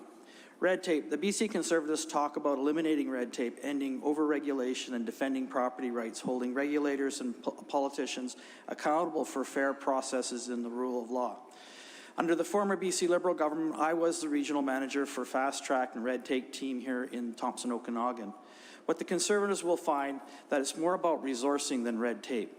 Good government would have the province understand where the key pinch points are and step up with resources, focusing on working collaboratively with local government and review how provincial government planning interacts with the goals of local government development and find the supportive approaches instead of chasing them with a stick. On carbon pricing, again, both parties have now abandoned the carbon pricing system that has been in place in BC since 2008. As an economist, I know it works. Further, the Bank of Canada's own analysis has pointed the impacts of carbon pricing on inflation is minuscule. Finally, upcoming carbon border assessment mechanisms will soon have our exporters subjected to carbon tax if we ourselves do not have one. In good government, we would tweak our carbon tax to ensure it's fair and equitable and works for British Columbians instead of giving money to another country. We would focus on supporting families and local governments as we aggressively address climate change. Thank you. Thanks, Randy. Finally, we'll hear from Kamal Grewal of the BC NDP. Thank you, everyone. Thank you for having me here. My name is Kamal Grewal, and I'm the BC NDP candidate for Kamloops Centre. I've been calling Kamloops my home for the last 15 years. I arrived to Kamloops. I came to Canada at the age of 16 and decided to sort of chart my own path. I'm self-made. I've been living here for 20 years now, but been calling Kamloops my home for 15 years. I have studied at TRU. Economics and finance is my background. I've had the privilege to work with our community members. A lot of our students are young adults at the university through student services and also working directly through different social organizations during my work as a case manager. You know, we can all agree that BC is a beautiful place to live. I have been speaking to many people and listening to their concerns, but we do have big challenges that we're faced with right now. None of us expected pandemic in our lifetimes, at least, but we all went through it and came out of it, you know, quite victorious. But there's a lot more work that needs to be done. We recognize that our healthcare does need more strengthening. This is why this government is focused on taking all of those actions and steps that are helping improve that. We want to work towards making life affordable for all members of our community, not just a select few. Younger people should have hopes and aspirations and dreams to be able to live a good life here in BC. This is why we're focused on creating more affordable homes for lower and middle class families. But there's a lot of work that still needs to be done. It's not done yet, it's not over. And this election, we have a very stark choice in front of us. We have two parties that are representing and will possibly form government. And the choice that we're facing is one who doesn't even believe in climate change, yet we have the impacts, we are experiencing the impacts of it firsthand. They don't think it's a crisis, but we're living it. They are planning to cut down 11% of the GDP, which equates to $4.1 billion from our healthcare system. That's not going to help us fix the challenges that we're experiencing in our healthcare system. So I believe this is the time to choose a government and a leader who is going to put BC first and have the courage to make those difficult decisions to move our province forward by creating a sustainable economy, creating innovative jobs for our future generations, and moving forward with a plan that works. And I believe BC NDP has that plan, and this is why I'm proud to represent and be on the team with David Eby, and I commit to Thanks, work. Kamal. You're over your 2 minutes. The first question will go Peter, Randy, Kamal. The first question is from Castanet, and it is, The leaders of both the NDP and the Conservatives have pledged some form of involuntary care for people with concurrent mental health and addictions issues, but not everyone supports the plan. Even those who see its benefit, like the head of Ask Wellness, say it's fraught with risk. Do you think involuntary care is worth the risk, and why? Peter. Thank you. Well, I fully support involuntary care, as does our leader, John Rustad. And the key to me is there's multifacets to this. You need to have the involuntary care because what we're doing is not compassionate for those that clearly have demonstrated they cannot care for themselves. And they are left, frankly, to the predatory actions of drug dealers and people trying to do them harm out on our streets. But we also need to have a voluntary care that's accessible and easy to access as well, which we currently do not have. And we need to ramp that up to make sure it's treated like the true health emergency that it is. The third phase to it is to end the catch and release system that David Eby has created and actually get very tough and punitive on those predatory people that are out there preying on those that cannot defend themselves and are preying upon their addictions and their mental health challenges that they do have. And I think as long as we have those three aspects of trying to address the mental health challenges and the drug challenges that we're seeing on our streets, we'll make not only huge improvements to the safety on our streets, but we'll also see a compassionate way for people to actually heal and reunite themselves back into their families that love them, but have lost them to the scourge of drugs at this point. Thanks, Peter. Randy, do you think involuntary care is worth the risk, and why? So the BC Greens have a different perspective than the other two parties. We know that there are already 20,000 people in involuntary care in this province, and we feel that the other two parties have simply raised this issue as an election issue, as a political issue. What we believe is the effort should be going into voluntary care. We know right now that there's a number of individuals in our city that are looking for support and assistance, but they struggle with the timelines and the resources to get what they need. So the BC Greens are focused on let's help people who want to get into the system. Let's put our efforts in there instead of looking at adding more involuntary capacity. We know that there's already people in involuntary care, and we need to focus on those that are looking for care. We also know that the rate of overall success is much higher for those that are entering voluntary care. It's something like 40 to 60% will make good progress, while involuntary care has very low success rates, like 3 or 4%. So we're going to focus our resources on where we're going to get results, and we're going to help those people that are looking for help. Thank you. Kamal, do you think involuntary care is worth the risk, and why? I think, excuse me, the toxic drug overdose crisis that we're experiencing in our communities, not just BC, unfortunately, all around the country, it's evolving, and it's changed quite a bit over time because of the synthetic drugs that are out there. We recognize there are some individuals out there that are extremely, they're in conditions and situations where they're not, they're in inhumane sort of situations, or in conditions where they're not able to care for themselves, and there are times when they have put themselves and others in danger. And this is usually, there is a recent proposal that was made by David Eby government, involuntary care for people that are experiencing severe, so it is coupled with severe mental health, severe overdoses, and severe brain injury from overdoses and addiction. So it's not something that we believe to be the only approach. I personally know many stories, very close ones actually, where it has worked for some, where it hasn't worked for the other. I've also seen people lose their loved ones because they have no choice. So this is not the only approach, I believe. We are continuing to expand, and we have to continue taking action on all 4 fronts with 4 pillars. We have to expand the capacity for voluntary treatment. We have to provide those spaces for this is why we have to also improve our healthcare system. These things are all all interconnected. This is not an issue that we can solve simply by providing involuntary care, but that's just one of the many tools that BC NDP government is approaching and trying to tackle this issue with. Thank you. And once again, if there other candidates wish to offer a brief rebuttal on any question, just indicate to one of us who are the moderators, and we'll give you a brief time. Okay, Peter?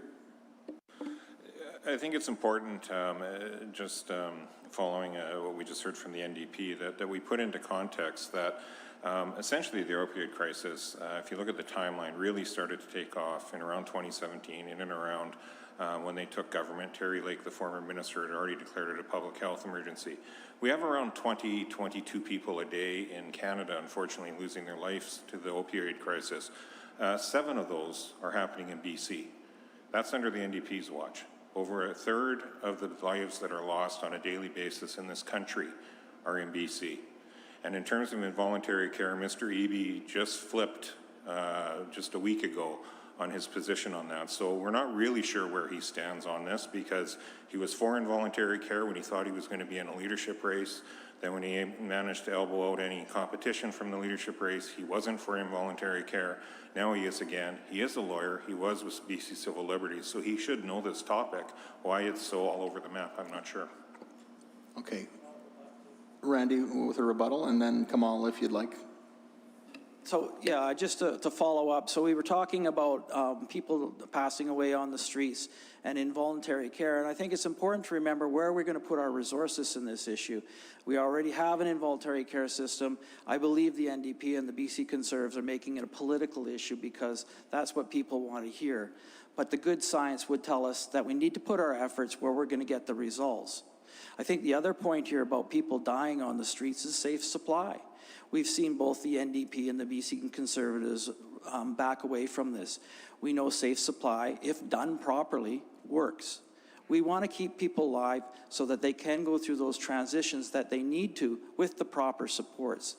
We believe the NDP brought in a system that was clunky, needed some work, but we're prepared to make it work. We're prepared to sit down and look at the pieces that need to be in place for safe supply to work so that people do live to the point where we can get them into a transition where they are able to make a better place for themselves.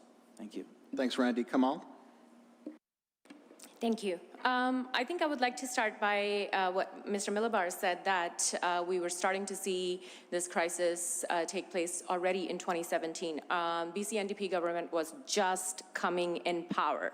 So what does that tell us? That this was in making. So just in 2012 alone, 75% cuts in social housing brought a whole generation of people on the street. And then we were starting to see the impacts of cuts on all these people. I personally have seen it in my own life with people near me, around me, and then when this pandemic hit, things got difficult for a lot of people. So it's important to remember that part of those the issues that we're experiencing today were already in making when Mr. Milobar was part of BC Liberals, so was Mr. Rustad. Now to speak to... That's time for the rebuttal. We're going to keep rebuttals to about a minute at the most, okay? We'll go to our next question. It is from CFJC. It's on healthcare. 4 out of 10 Kamloops residents do not have a family doctor, and rural emergency departments have seen consistent closures.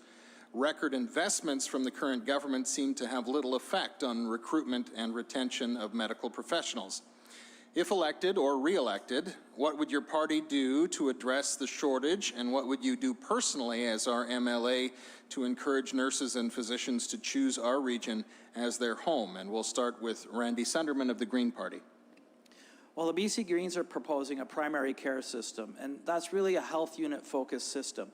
But the difference we're choosing is that it would be like the grassroots up level, where we take direction from doctors and health professionals to set them up. So here in Kamloops, we already have a nonprofit that's prepared to provide family physician services in a team-based environment, working with nurse practitioners and other administrative staff. And what's not happening now, they're not being funded by Interior Health for those services where they have in-place staff, like the nurse practitioner and the administrative support. If we could get that, it would allow people to have the longitudinal care and the access to the services they need, the testing, and allow them access into the healthcare system. The other thing this would do, it would also take pressure off our emergency rooms that we're seeing increasingly under duress during these days. And I think the other thing is the BC NDP brought in urgent care, and urgent care has actually pulled staff away from the hospital itself and is creating a bit of a staffing issue. So finally, to the question of bringing more people into the area myself, personally, I think what we got to do, for me, it comes back to the basics of economic development. And how do you set the table for people to come into your community and be happy at their workplace? Well, the first thing is you start with the work environment. We need to have a place where nurses go to work without being afraid of violence, where they're supported in their staff positions, where they're not understaffed, where people aren't forced to continue overtime. We are burning out our healthcare professionals at an extraordinary rate. And if we could stem the flow and create the work environment where people feel comfortable coming to work, that sets the foundation for creating a healthy workplace. And what that'll do is it'll have our healthcare workers advocating for this to be a good place to work, and we can step up and go to the next step to attraction. That's time, Randy. Kamal Graywall from the NDP. You know, people should have access to healthcare when they need it, because we've all been there when we've needed it. And there's no question about that, that we've got work to do. But I do believe some of the things that BC NDP has been taking action on are starting to work. We are starting to see more and more doctors and nurses entering our systems. We've, as you would have heard, we've added about 800 doctors and 6,300 healthcare workers, including nurses. But some of the things that that are helping are giving pharmacists and nurse practitioners more rights to sort of diagnose the minor ailments. And recently, some of the steps that were talked about by my Green candidate here, we have already taken action on those. So there is already a minimum nurse to patient ratio that has been established, which is focused and aimed at improving the quality of work. I have many of my cousins who are nurses. They tell me every single day what they go through and how much that has impacted the quality of their work. I was speaking to my family doctor the other day, and she told me, these are her words, and she said that this makes me feel valued. The new payment system that this government has brought in makes me feel valued, and it makes my patient feels valued. So these are some of this is a multifaceted issue. We can't just solve it by one approach, and I believe we are continuing to take the approach, and we're targeting it from lots of different angles. Personally, I also feel we have TRU here, right here in our heart, and there's an amazing nursing program here, and I think as if I am to be elected as the MLA, I will continue to advocate for highest quality healthcare for my community here and people, and there are lots of different ways we're doing that, but we're definitely not going to have it by the cuts. That's proposed. time, Kamal. Peter Millibar of the BC Conservatives. Thank you. Well, speaking on behalf of the 40% of Kamloops residents that do not have a family doctor that I hear from regularly who are struggling for health care, struggling for doctor's notes to sign off on forms they need, but can't access a doctor. It's a very real crisis. And in fact, the rest of the province, it's bad enough that 20% of the rest of the province don't have access to a family doctor, but it's 40% in Kamloops and the surrounding area. That's why the BC Conservative patient-focused healthcare reforms that we're talking about, which would actually put money into the healthcare system over and above what's currently there, unlike what the NDP keep trying to tell people, which is just patently false, would actually make significant changes to the healthcare system, because what we're doing simply isn't working. In Kamloops, if you take a look at what has happened here, we have only 2 ophthalmologists when Vernon has 4, Kelowna has 10, Penticton has 4, and Cranbrook has 5. And we're told by IHA, how dare we ask for a 3rd ophthalmologist? They removed retinal surgeries in 2019 out of Royal Inland Hospital. Our cardiac care unit no longer provides cardiac care. The equipment's been moved down to the emergency room, and we don't know when it's coming back. There's a refusal to put a catheter lab into the hospital so that we don't have to wait 5.6 hours for the same heart treatment that takes 80 minutes if you're a resident of Kelowna. That is the state of healthcare in our community. We also have not seen any, actually we've lost all walk-in clinics since 2017 and the NDP took office. My question, I guess, I would have is that given that this has all happened under the NDP watch, given that David Eby is now the Premier, given that Adrian Dix, not only for 7.5 years, has been our health minister, but he was the health critic for 4 years before that, and should know what was going on in healthcare for those 4 years as well. And given the treatment we've received from IHA, I'm just very curious whether the NDP think that the treatment Kamloops and area residents have received from those 3 entities is acceptable or not. Thanks, Peter. The next question is from Downtown Kamloops, KCBIA, and Howie sent a new one in. This question from Downtown Kamloops. The current mandatory 5-day sick leave policy affects businesses differently. Those needing to replace sick workers face double the costs, unlike those able to operate with reduced staff. If elected, what specific measures would you propose to support businesses disproportionately impacted by this policy? Kamal, you first. Thank you for that question.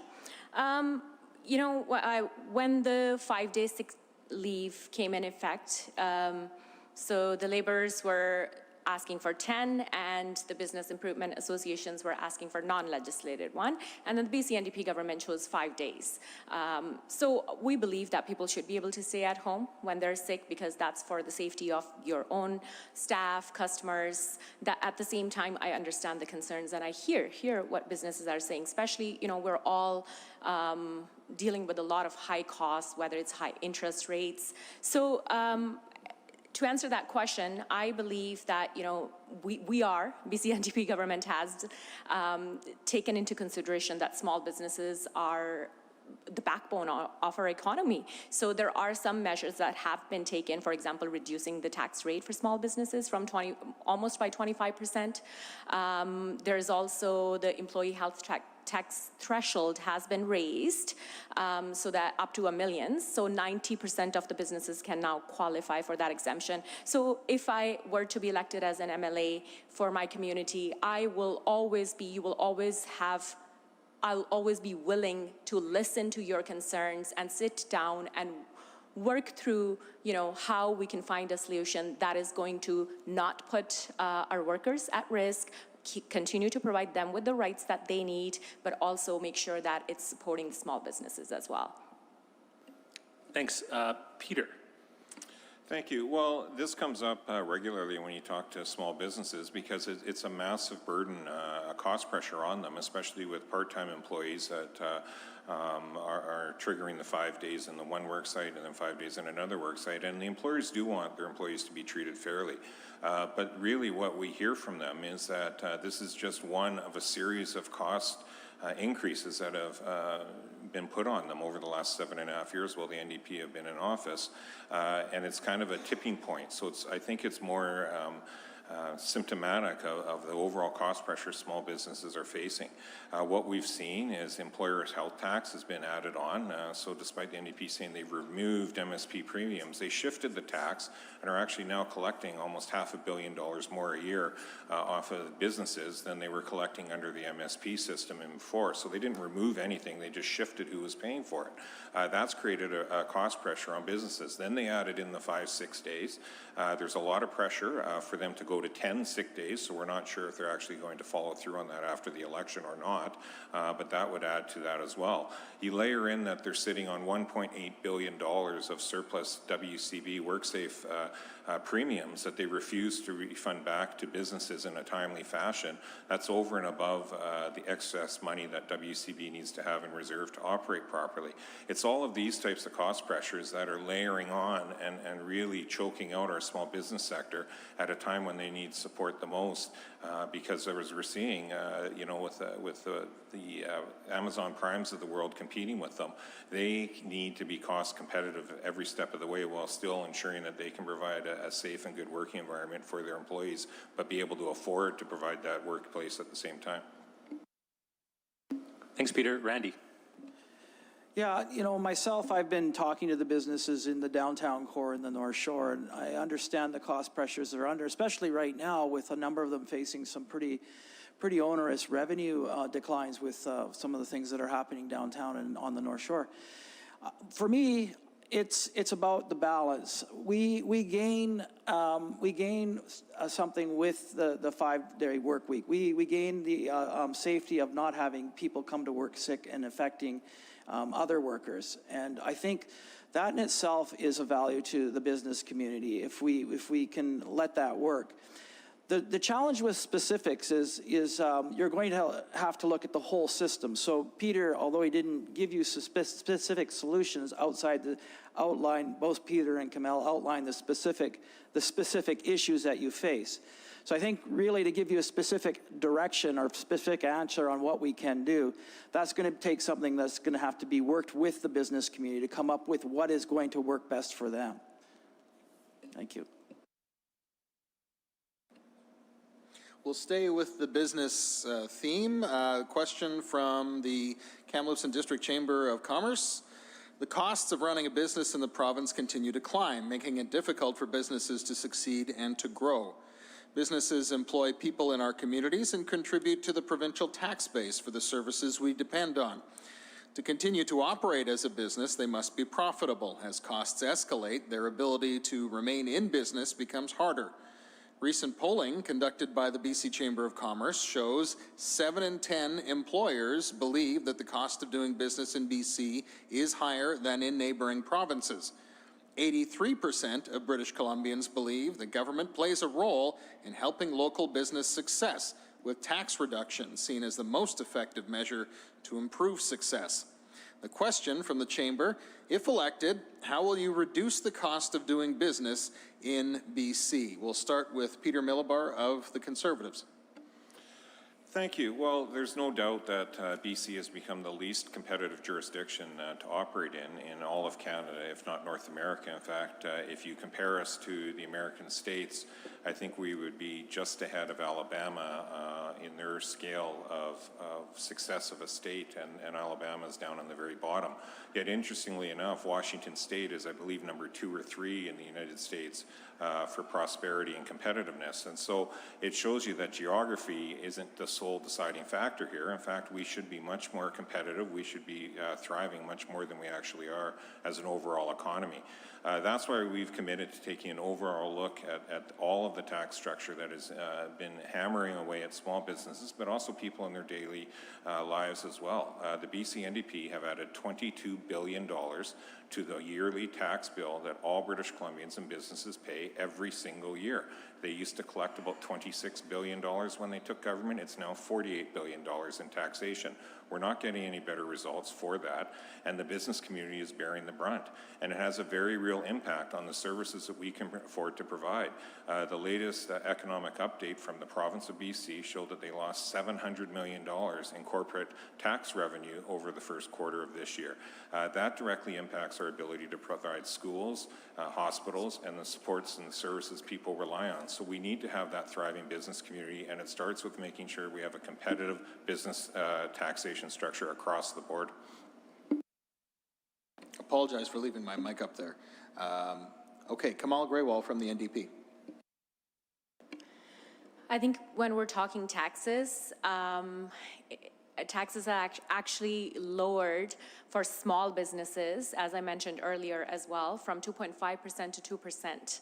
And we've also taken action on employer health tax, which Mr. Millibar mentioned earlier.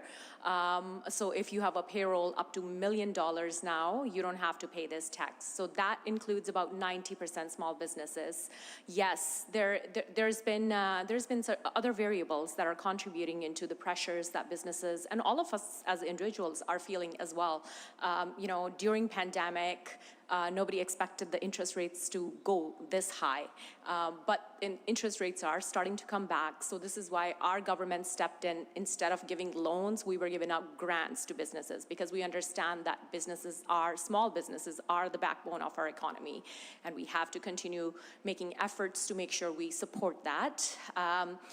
For restaurants, things have also evolved after pandemic. The economy is evolving. People are choosing to stay at home. So those are some things that are beyond our control, but what our government has done, stepped in there as well by providing access to wholesale prices for restaurants, bars during that time. So these are the actions we have to continue taking.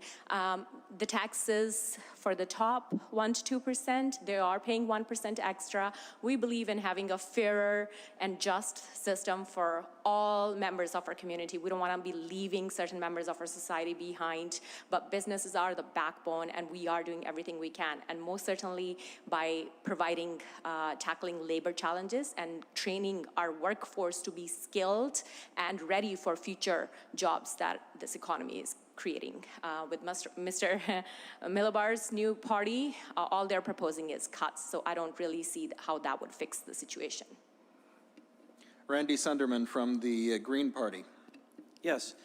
Well, since it was a BIA question, I suspect or I guess it was a chamber question, I suspect the biggest part of the tax that people are facing is their property tax, either through your rent or through owning a property. And one of the things the BC Greens are going to be doing is transferring about $650 million a year on a multi-year basis to municipal governments around the province. And I figure our share here in Kamloops would be about 13 million of that. What this does is it allows that ongoing support to municipalities to start to defer or lower the increases we've seen in the municipal property taxes over the past couple of years. And I think that's a real positive step. But I also want to talk about the revenue side. So the BC Greens are proposing free transit for everyone. And we want to see the services increase. We want to see the bus fleet double. And what this will do is it speaks to the issue of making it accessible, making our downtown, making our community more accessible for everyone. So again, all we got to do is look at our road work here in the city to realize how much that hurt the businesses because people couldn't travel. So if we're able to get people on the transit moving into our downtowns to actually purchase as good services without a cost to them, it does two things. It brings more people in, and it also frees up parking space so more people are inclined to come into town with their vehicles because they know there's parking. So overall, we increase the people that are able to use the services of our businesses in our downtown. So I think that's a real important point as well. Let's think about both the revenue side as well as the cost side when we talk about some of the programming that we're offering. Thanks, Randy. The next question is from Radio NL. And we'll start with Randy. If you are to become either a member of government or a member of the opposition, what will your policy be when it comes to voting for the best interest of your constituency compared to what's in the best interest of your party? Will that benchmark be affected if there's a minority government scenario? Randy. Well, thank you. That's a good question. So for everyone out there, the BC Green Party, we're not a whipped party. So in the last House, our two MLAs, in a couple of instances, voted against each other because they were representing their community. So for myself, it's about community first. And I think what we have to remember, there are a number of things that make the interior and Kamloops unique vis-a-vis the rest of the province. So as an MLA, I would be speaking specifically first to my constituency, then to my party. Thank you. Peter. Thank you. Well, it's always an interesting question. The reality is there's 60,000 people or so that live in Kamloops Centre. There's about 44,000 that can vote. You know, pick the day and the topic, and your constituency is going to change on what their opinion is on what we should be doing as an MLA and how we should vote. I would continue to do as I've always done, listen to all voices that offer me their opinions, their perspectives on things, add that into the mix, have those robust conversations in caucus. I can tell you that a lot of times policy and direction on bills and how we're going to vote as a caucus changes dramatically based on those conversations that an MLA can bring to the table, having those conversations within their party. That's all I can commit to do. I could not, in good good conscience tell you that I'm going to vote for my quote-unquote constituency when, depending on the topic, that is going to change dramatically depending on what the issue is. It's really important, I think, that people do, though, as MLAs, reach out, hear from people, have that open line of communication so that you can put that into your decision-making matrix, so to speak, and move forward and try to represent as best you can what you feel the broader will of your community is, both within a caucus room but also within the floor of the legislature as legislation comes forward, as bills get debated, and as ultimately as votes happen. Thanks, Peter. Kamal? I think it's it's crucial for democracy to always have voices, all voices at the table, different perspectives as much as possible. I have always been committed to making sure that I listen to all members as much as possible. Like Peter mentioned, there's about 60,000, I don't know. But, you know, at the end of the day, it's about listening to the issues of the people that we're representing. And at the end of the day, it's also about the integrity of the person that's representing too. So that is one thing I can commit to you, that I'm focused to making sure that always using my conscience and listening to my constituents for sure. Okay, our sixth and final question from the partners who have come together to bring this event together tonight is from the North Shore Business Improvement Association. And Tim wanted me to take it because it's long, and I guess I'm more well equipped to speaking saying something really that takes a while. Okay. Business associations recently conducted their annual Impacts of Crime and Social Disruption survey with local businesses here in Kamloops. This year, more than 200 respondents completed the survey, and they indicated that impacts to their daily operations, staff safety, and customer impressions of their business is at a critical mass as a result of criminality and social disruption. Looking at the hard costs, that is theft and adaptations for crime prevention, these same 200 respondents indicated that they had lost or spent nearly $2 million last year alone. Comments included in our feedback indicate that business owners are either on the brink of financial collapse or are considering leaving the city due to the issue. Here are two examples of quotes that were obtained in the survey. "I am considering closing up shop and moving to a safer location. And Kamloops has become so bad that our family is moving back to the United States. In all honesty, Kamloops is a disgrace." So that leads to the question from the North Shore BIA. If you were to become our MLA or to form the next your party forms the next provincial government, what would you do to address criminality and social disruption to give our desperate business owners assurances about their future security and prosperity? And we'll begin with Kamal Grewal from the NDP. Thank you. And let me begin by saying, please don't move. Kamloops is a beautiful place to be. Yes, we are experiencing some challenges. I do have actually a couple of friends who own businesses in that area. And I've heard firsthand, you know, some of the challenges that they're faced with. I believe we need to continue taking action when it comes to organized crime, and because these are all intertwined issues. You can't separate one from the other. We want to make sure that our streets are safe, but we also want to make sure that we're not punishing people who are not necessarily causing those, you know, disruptance, I guess. So BC NDP has added about 250 police officers. I think we need to continue working on that. There is a special unit, gang enforcement unit that is going after organized crime. Those are all at the root. Those are all the root causes. We are also trying to expand. We have to help the people who are homeless on streets, that are struggling with different mental health issues. We have to provide them with safe space, housing to begin with, so that they can be connected with the services that they need in order to find a path that doesn't lead them on a wrong path.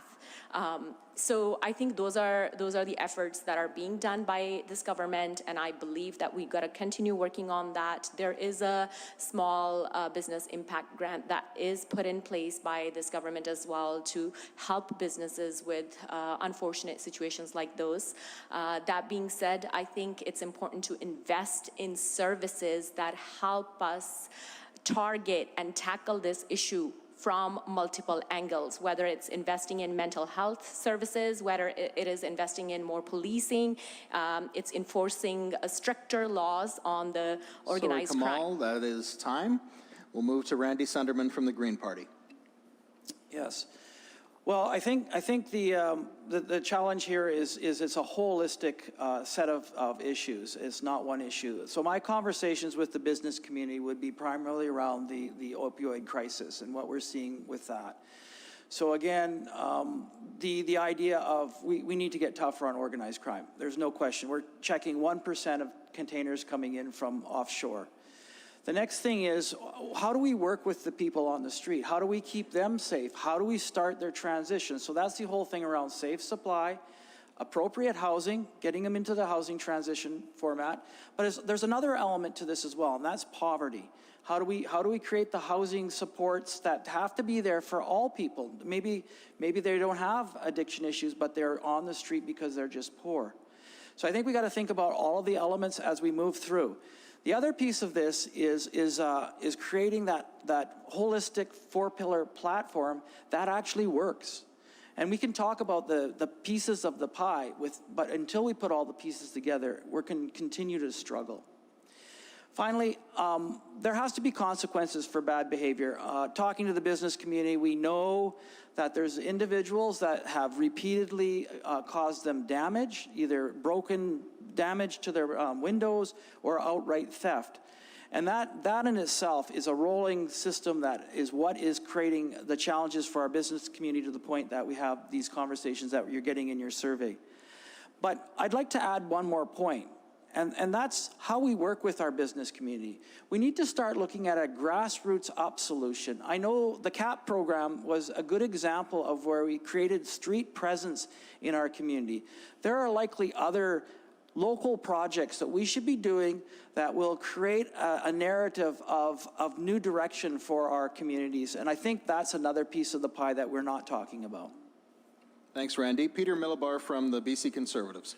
Thank you. Well, we've answered a lot of questions earlier around taxation and cost pressures, sick days, impacts to small business. And this is the final piece, and one that is really out of their control. They can't schedule around this or get creative with how they might schedule staff when they're dealing with rampant shoplifting, when they're dealing with repeated vandalism and acts of damage to their storefronts and windows, when they have people loitering out front making customers feel unsafe. The rough rule of thumb is if you feel unsafe in a community, you're unsafe. Whether the crime stats back that up or not is somewhat irrelevant if your customers don't feel comfortable coming to your store. And that's really the final piece and the pressure point that we have small businesses feeling in this community.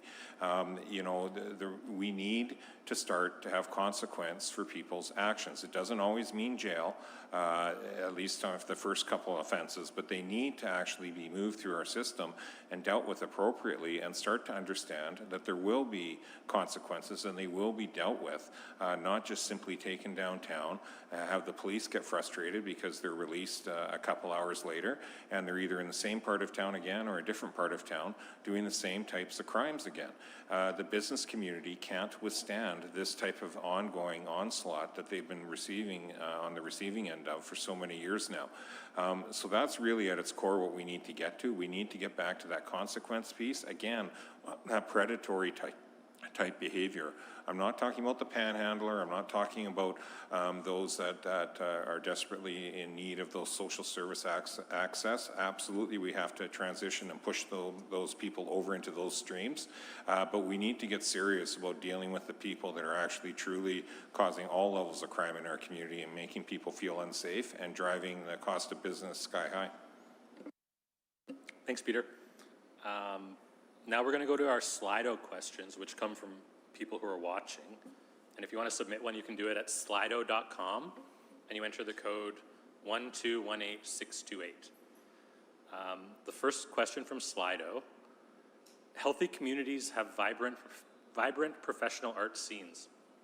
BC has more artists per capita than any other province. What will you do to ensure that professional arts can thrive in this region, keeping professional artists in the TNRD and not losing them to major centers, leaving us in a cultural drought? We'll start with Peter. Thank you. Well, this is a great question, and I've spent all of my elected life in this city working, trying to help the arts community grow. I was fortunate enough as a city councillor to be the councillor on the committee as we developed the cultural strategic plan, and the number one item in that plan was actually a performing arts centre. So I was glad to see that go forward. My background is my mother, was instrumental in the symphony and the theatre company in the early days, the gallery, the original Sagebrush Theatre. So I've lived this growing up in this community and seeing firsthand, when people are passionate about the arts, what it can actually do to broaden our community out and provide that aspect for professionals in all sorts of walks of life to feel like they have a more thriving community. So I would be committed to continuing doing what I've always done, and that's to push and help for the arts community, certainly in a regional sense, to make sure that they have those outlets and those aspects to be able to show all mediums that they do, be it visual, be it performing, any type of artistic endeavors that they do, and find what types of grants and bursaries and things of that nature that might be out there to help those groups continue to thrive like they have and grow from the small groups that we've seen up to the professional groups all the way through the ranks. Thanks. Randy. Yeah, this is something that's near and dear to my heart. I have a son living in Vancouver, being a struggling actor and trying to make his way. I think personally, we need to find a way to piece together our different communities so that they can support each other in the arts, and be it that around the film shoots or what have you, just being there to make that work properly and expand out. One thing the BC Greens are focusing on is we're committing $21.5 million in our platform to arts and culture, with the real focus on trying to stimulate Indigenous arts and culture in the province. And I think to leverage some of that into the city of Kamloops and to Kamloops would be a real bonus to what we're doing already in diversifying our arts community. And I certainly do my best to make sure that came to fruition here with those resources. Thanks. Kamal? Thank you. This is something that's very close to my heart. I love to sing, dance, paint, do a little bit of this, a little bit of that. I don't know if I can call myself an artist for that, but I've got a few friends who are actually beautiful painters here in community. And so this is something that's very close to my heart, and I'm a big believer. Art brings our life and makes it, into what it is. I truly believe that. And I am proud to say that BC NDP actually is committed to pushing this economy, this sector further, because quite recently there was a big announcement that's been made in the BC film industry. It's going to create about 7,000 new jobs. And I know TNRD, this region has been used for lots of film shootings. When I was in school, I tried getting into one. I couldn't get in, but I am all for supporting this. I think it helps our communities thrive, and I'm so happy to see the Performing Arts Centre coming to Kamloops. So absolutely, I think art is an important piece, and we got to continue protecting and defending it, and not cut. Okay, the next question from Slido is, it's directed at one candidate, and I'll pose the question to him and give him 2 minutes for a response. And then for the other two candidates, they can indicate to me if they wish to weigh in once the question is for Peter Millibar, once he has responded. If not, I won't make you. So the 2 minutes to Peter Millibar on this question. Can you explain why you chose to run for the BC Conservatives after previously calling the party too extreme and contrary to your personal beliefs and values? And what policies would you specifically be attempting to moderate if you win a seat in a Conservative caucus? Peter. Thank you. Well, this has certainly come up over the last month, I guess, or so, that this has all taken place. And it, you know, first off, took me by surprise that we wound up where we did in terms of BC United and the BC Conservatives. But I ultimately supported the move moving forward because really the goal was to ensure that the NDP did not form government again. And how do we have that centre-right coalition that BC has always needed to be able to govern if it's not the NDP in government?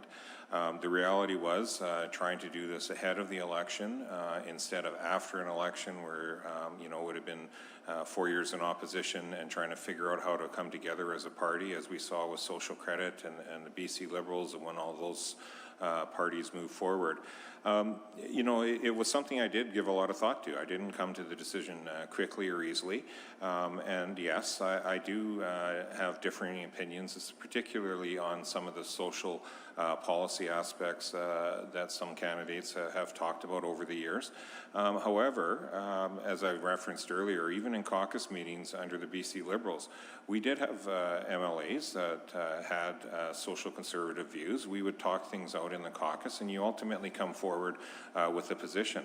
And that's where I'm confident that my skill set and my track record of being a consensus builder and bringing forward my perspective and my views on issues, I'm not changing my perspective. I haven't changed my views on issues and items, and I'm more than willing to have those conversations both publicly and privately in caucus to try to advance issues within those perspectives and try to move the needle. I can tell you Jane Thorthwaite, when she was in the BC Liberal caucus, moved us immensely when it came to addictions and treatments and LGBTQ issues and things of that nature compared to some other members that were more right-wing in that caucus. That's part of being a bigger coalition, and you shouldn't be afraid of having those conversations, but being inside the tent enables me to have those conversations.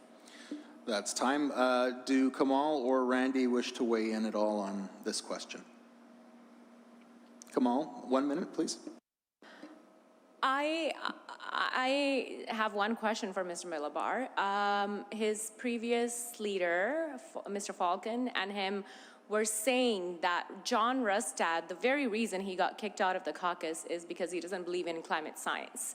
And they were both saying that he is unfit to govern. I wonder what changed. How does he feel that he'll be able to change that just himself and being part of a team that is a lot stronger and a leader who didn't want to agree with the policies, the very policies that they stood for? How would he be able to convince and move the needle? I'll turn to Peter for a response, and then if Randy wants to mention anything, we'll go to him. Peter? Thank you. Well, you know, John and I sat next to each other in the chamber for 3.5 years. I certainly wasn't consulted by our leader when he was making decisions within caucus around John. You know, had I been, I probably would have advised him to have another conversation with John and see if we couldn't find a way to work forward on those types of issues. But if you actually drill into what John has been saying about climate change, about emissions being dropped, if you look at our energy policy that came out today, it is still about bringing down emissions and electrifying our economy. The fact we want to use different language or have a different emphasis than maybe the NDP does not mean that we're not still trying to actually achieve a goal of dropping emissions. The reality is emissions have risen under the NDP in British Columbia, and I would note that David Eby was pretty staunchly, in fact, I asked him directly questions about the carbon tax, and he was adamant it was going to $170 a ton, regardless of what happened federally, and that seemed to change about 2 weeks ago with David Eby. So if we want to talk about shifting priorities, I would suggest Mr. Eby's had a lot more inconsistencies than Mr. Rustad. Okay, Randy? Yeah, I'll chime in. You know, one thing for me, I think, is just how we do politics. And, you know, this whole nomination process for Peter really was orchestrated out of Vancouver. And it's important for me that when we do municipal and provincial elections, that we really focus on our local people. And I just feel that it would have been nice if there had been a riding association review that allowed the candidates in the riding. We already had a candidate in the Conservative seat when this started that had been nominated by the local people. And I just find it disappointing that there's the ability for people from outside to influence what happens locally. Can I respond to that part of it? 30 seconds. Well, I'm the only one at this table that's actually ever had a nomination race, and that was in this exact room in 2017. Parties actually nominate people through the leaders, as they've done with the other two candidates here, and that's part of the process. There was a lot of give and take with the BC Conservatives and BC United. Mr. Giesbrecht agreed to move over and run in the Vernon riding when I was asked by the Conservatives if I would like to run in this riding. That was part of the process. There was a lot of BC United members that suddenly found themselves not able to run as well. It was not an easy process by any means for anyone that was involved. All right, thanks, Peter. We've got lots of other questions to get to, so we'll let Tim speak the next one. All right, the next question is from Slido again. And the question writer says, I'm halfway through my first pregnancy and don't have a doctor, nurse, or midwife. I'm grateful for services like the First Steps Clinic, but the clinic only has funding to support women to 30 weeks or onto the TRFO waitlist. How will your party support women's health and prenatal care? And we'll start with Randy. Yeah, thank you for that question. So the STEPS clinic is actually what we envision the health clinic, the health center would look like. And in that model, we build in the pieces that we need to make it work properly. So the BC Greens has the vision that the services would be provided throughout. That we're trying to change the funding model so that those other elements that are needed in the healthcare system can be provided through that clinic. And the other piece of it is the quick referrals that would happen through a clinic like STEPS to the other aspects of the healthcare system. So it's smooth and allows for all those pieces to happen quickly. So we feel that the key step here is to actually fund the STEPS clinic for all the other services they're looking to provide. Thanks, Kamal. Let me begin by saying I'm so sorry that you're having to go through this. This is unacceptable.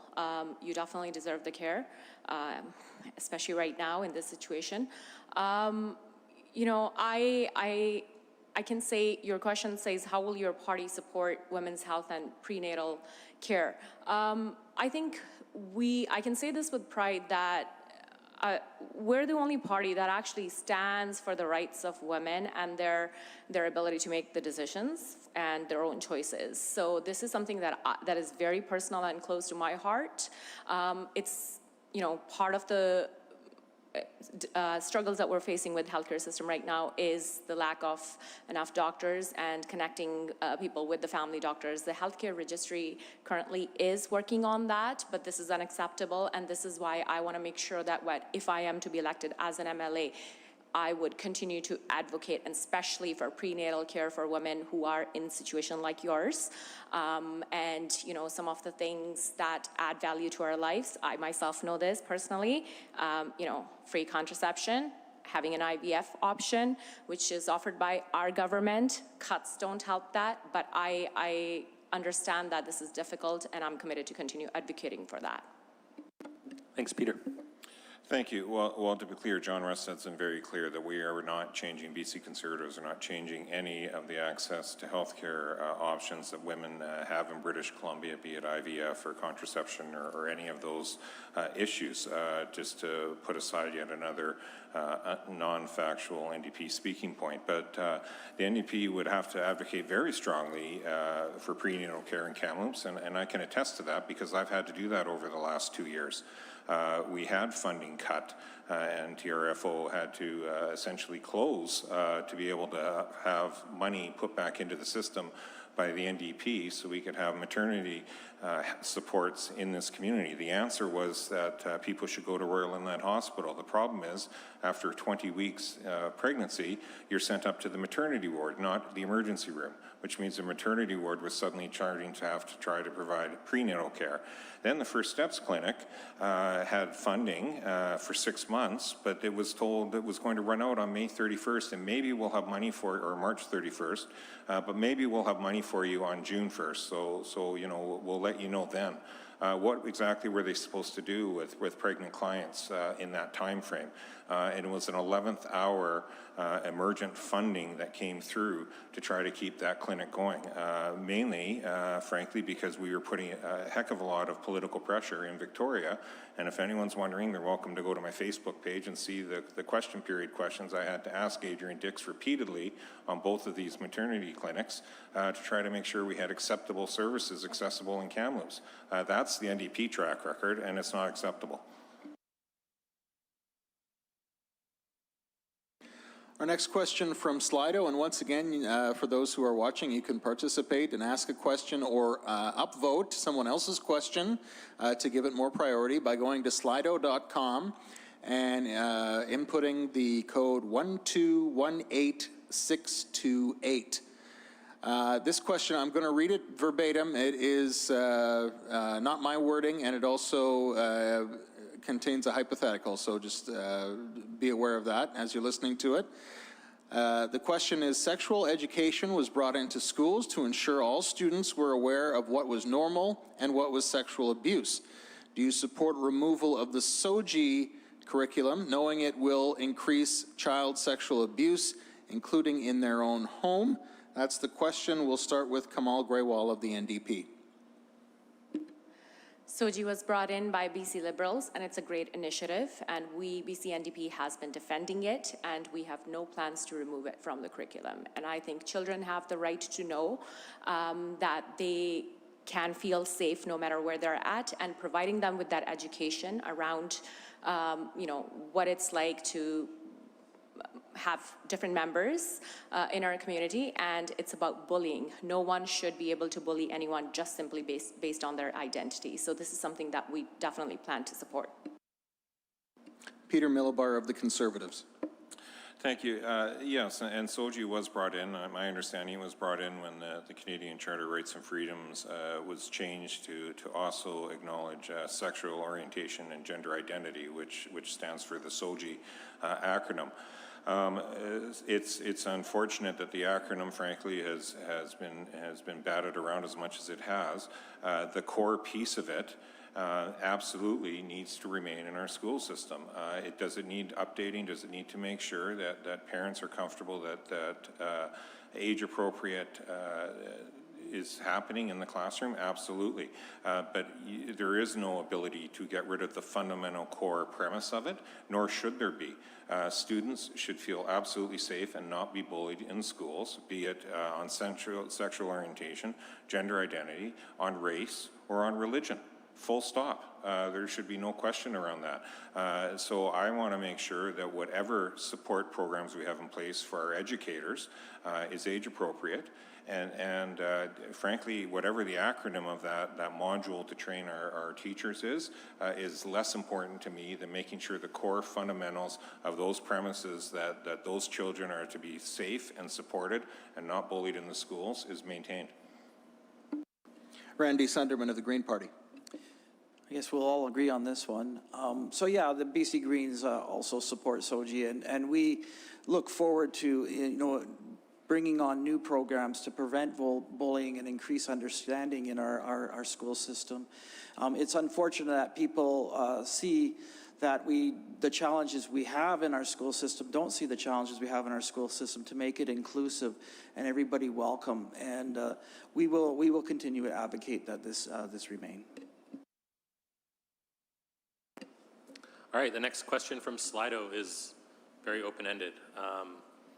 Start with Randy. Name 3 government programs that your party would cut or reduce the budget for.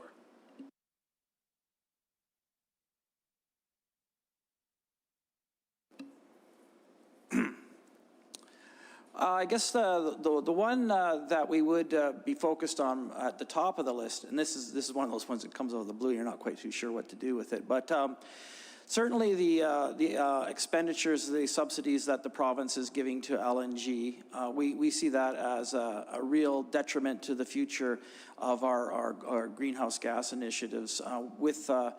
If the 6 projects go ahead that they're proposing, we're looking at about another 40% rise in our greenhouse gas emissions above and beyond what we are trying to currently have. That would be one. And yeah, it's hard to think about programs right off the top of what you would cut, but that would be one. So support for the oil and gas sector. Yeah. I'm going to have to stop at one. I can't think of two others right now. Sure. Peter, 3 programs that your party would cut or reduce the budget for. Well, bureaucratic bloat would be the first to go. If you look just at the health authorities, Interior Health and other health authorities have 74 vice presidents of one form or another, all making $350,000+ a year. About the same population as Alberta. Alberta has better health results than BC. They have 7 vice presidents, so that would be a good place to start. You know, the GCPE and the massive growing of the government communications arm, which is really just a big propaganda wing to push out government messaging at will and do polling that they refuse to release to the public at an ever-increasing rate, use it for their own internal polls and decision-making. In fact, they did it right before the pandemic election. They did a bunch of polling on public opinion on certain things right before they dropped the writ, but they wouldn't tell us what they actually polled until after the fact. So there could stand to be a lot of reductions there, given the size it's grown to. And thirdly, would be in the Premier's office. David Eby has essentially hired a shadow cabinet of advisors that are there for health and other issues instead of relying on their ministers. They have these other advisors that are paid very handsomely. The overall size of the office of the Premier, including his communication staff, has grown immensely in the 2 years that he's been Premier. So that would probably be the first 3 places I would look at cutting right off the bat. Thanks, Peter. Kamal. So when I look at things, our population is growing. Our population is getting older. Now is not the time to cut.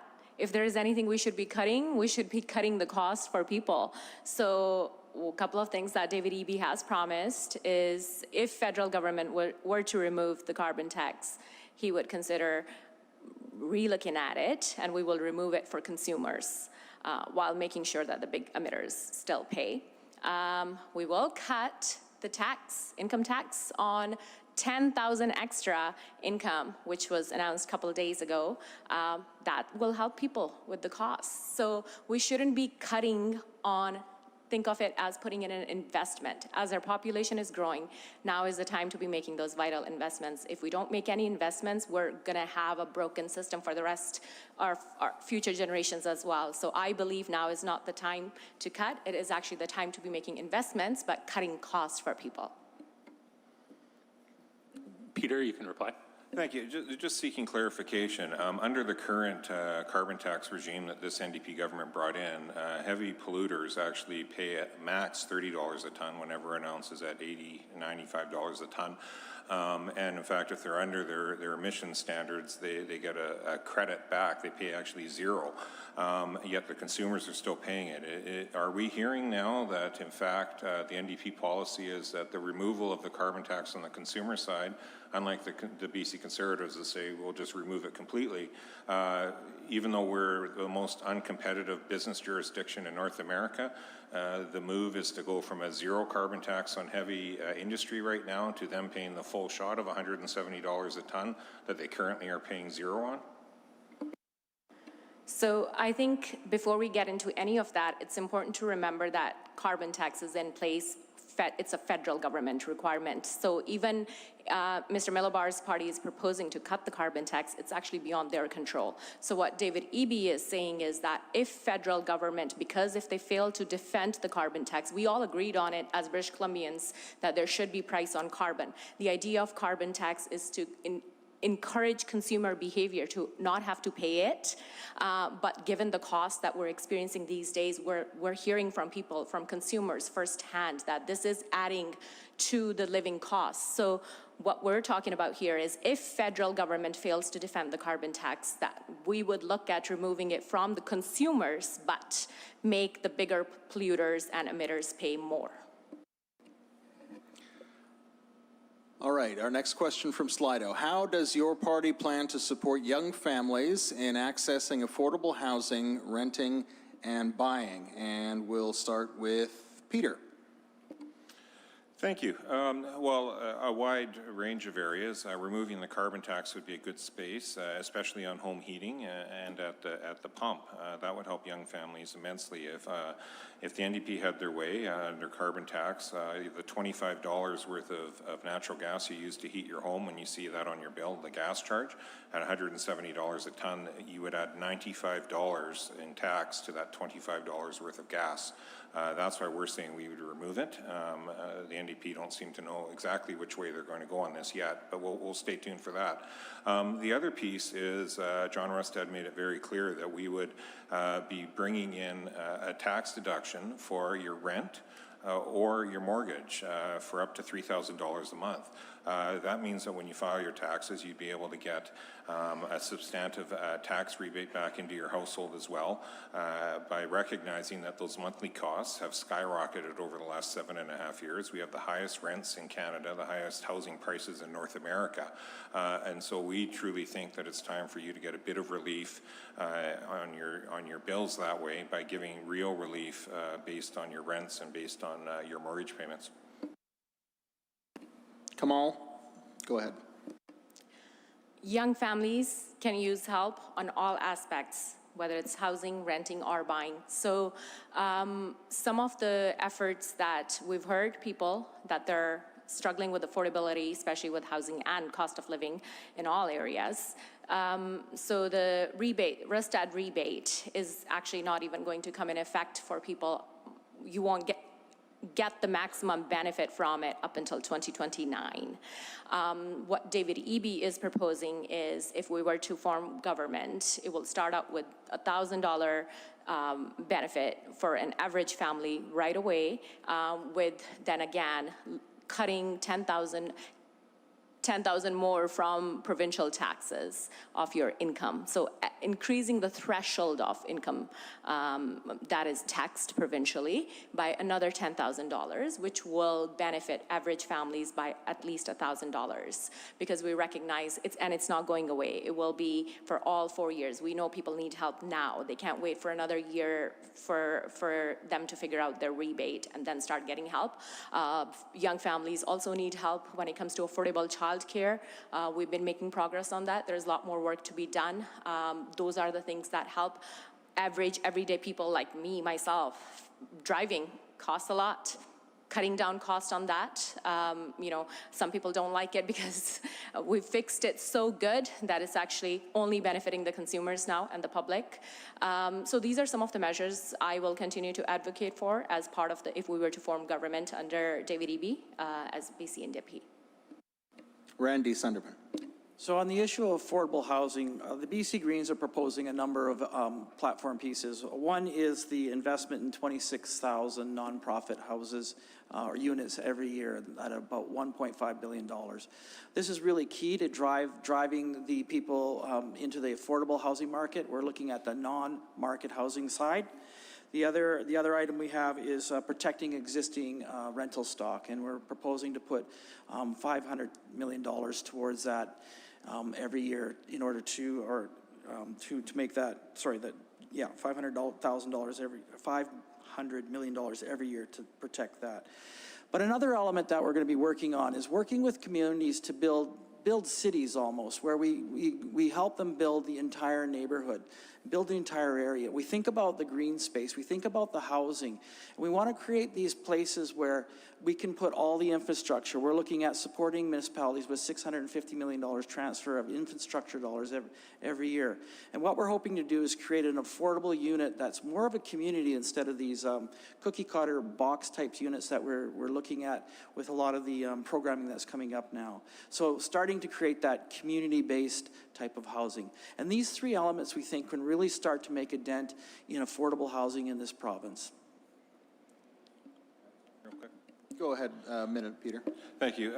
Just in regards to the renter's rebate or whatever this latest tax scheme that David Eby came out with, frankly, I have a hard time believing it. He's been all over the map, 180-degree turns, flip-flopping all over the place with carbon tax, and then he rushed out this announcement.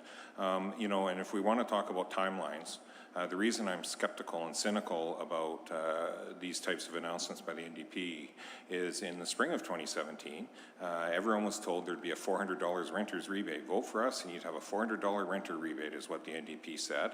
That renter rebate first appeared when people filed their federal income taxes this year, 7 years later. Is when people finally had access to it. And it wasn't the full $400 as originally promised 7 years earlier. Forget about accounting for inflation added into that.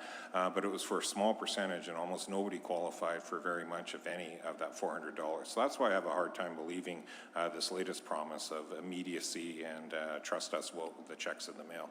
That's time. Randy? And I would just like to come back to a comment Peter's made here on the carbon tax. I think we all need to remember that for a family earning $41,000 a year, you're getting $1,000, about $1,000 back.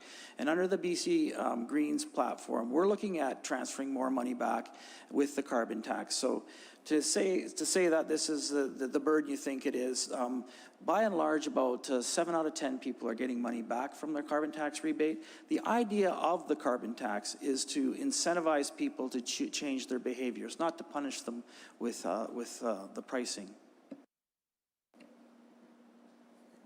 All right, thanks. This is our last question of the night, and then we're going to have closing statements. The final question from Slido is about the environment. George says, record wildfires, droughts, heat waves, algae blooms, fish stock depletions, etc. Most see that change is a must. However, our economy is dependent on mass harvesting of natural resources. How will your party focus on our planet while ensuring we can afford fulfilling and healthy lifestyles? And we'll start with Kamal. Thank you. It's true.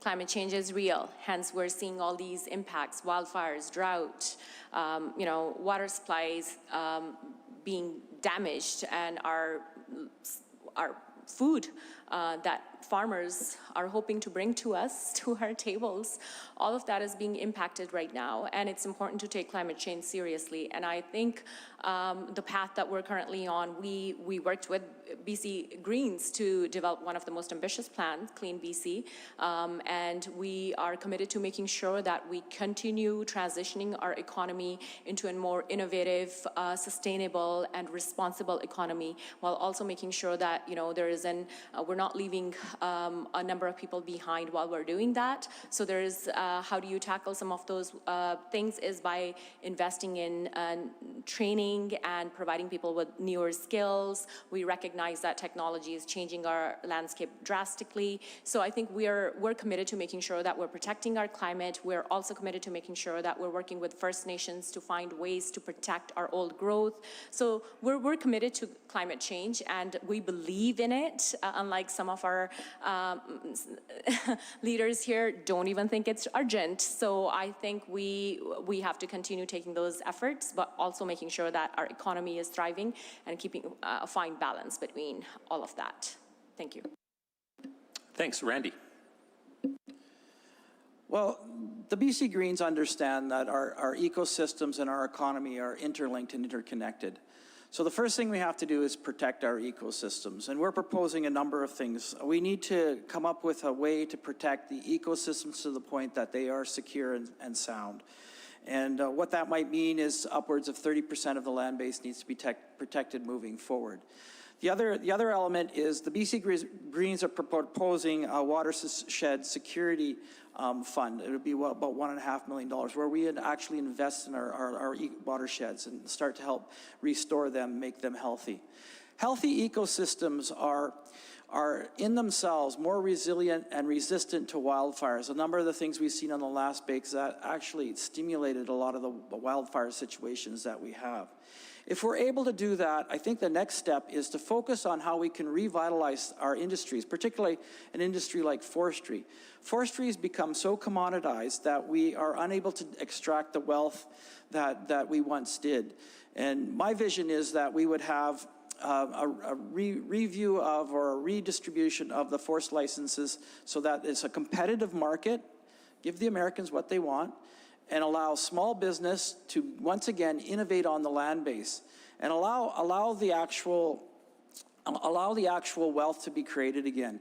And the other item is to let First Nations and local governments have an opportunity at community force so they can use the land around their communities to protect their communities. It'd be much less of a cost to the provincial government if we did that. And oh, by the way, it would allow municipalities to create more revenue on the land base as well. So I think those are a couple of things we can do, but remembering that the two are linked together to the point that one supports the other. We're already seeing the costs of climate change. There was a report that was just released recently that highlighted the 2021 climate events that cost us upwards of $17 billion for BC alone. So I think we have to think about Randy. that. Thank you. Peter. Thank you. Well, I'll disagree with Randy a little bit. I don't agree that we should give the Americans what they want when it comes to softwood lumber. I don't think we're in the wrong, and I think we need to keep defending and fighting and standing up for ourselves. Unfortunately, the NDP have given away our seat at the national table to, I believe it was New Brunswick, to negotiate on BC's behalf the softwood agreement. So that's one thing I think we can safely say the BC Conservatives would want a seat back at that table talking to the Americans about softwood lumber. But in terms of our overall plan, if you look at our conservation plans that we've put out, if you look at our latest forestry initiatives that John Rustad's put out, it's really about trying to address in a multifaceted way what is going on in our forests, because absolutely climate change is real and we need to do our part, but we have to recognize a lot of the impacts are coming from other parts of the world as well. In terms of an area of emissions that we don't like to really talk about in British Columbia, certainly the government doesn't want to acknowledge it, is the emissions from the forest fires, which are multiple times more than our built environment emissions are. We need to get our fires under control. We need to get our landscape management under control, our thinning under control, better utilize that fiber, that much needed fiber for a wide variety of streams in the forest industry to market in a way that is efficient, that acknowledges that we can have a multiple benefit out of it. That's why John's committed to banning glyphosate spraying as an example, in terms of you know, the environment, in terms of trying to make sure that we're creating the habitat both for the built environment but also for nature itself, while still maximizing the benefits of our forests and dropping down that fire risk to get rid of a significant emission profile that we don't like to talk about in BC, but is actually very, very significant if you actually want to talk about actual climate change and emissions. All right, I want to thank everybody who's watching for contributing questions via the Slido platform. We're going to move to our closing statements, and we'll go in reverse order from the opening statements, so that means we'll start with Kamal Grewal of the NDP. Well, thank you for having us here tonight. This was a great debate, and thank you for everyone who took the time to actually watch it live and come here in person. Really appreciate you all.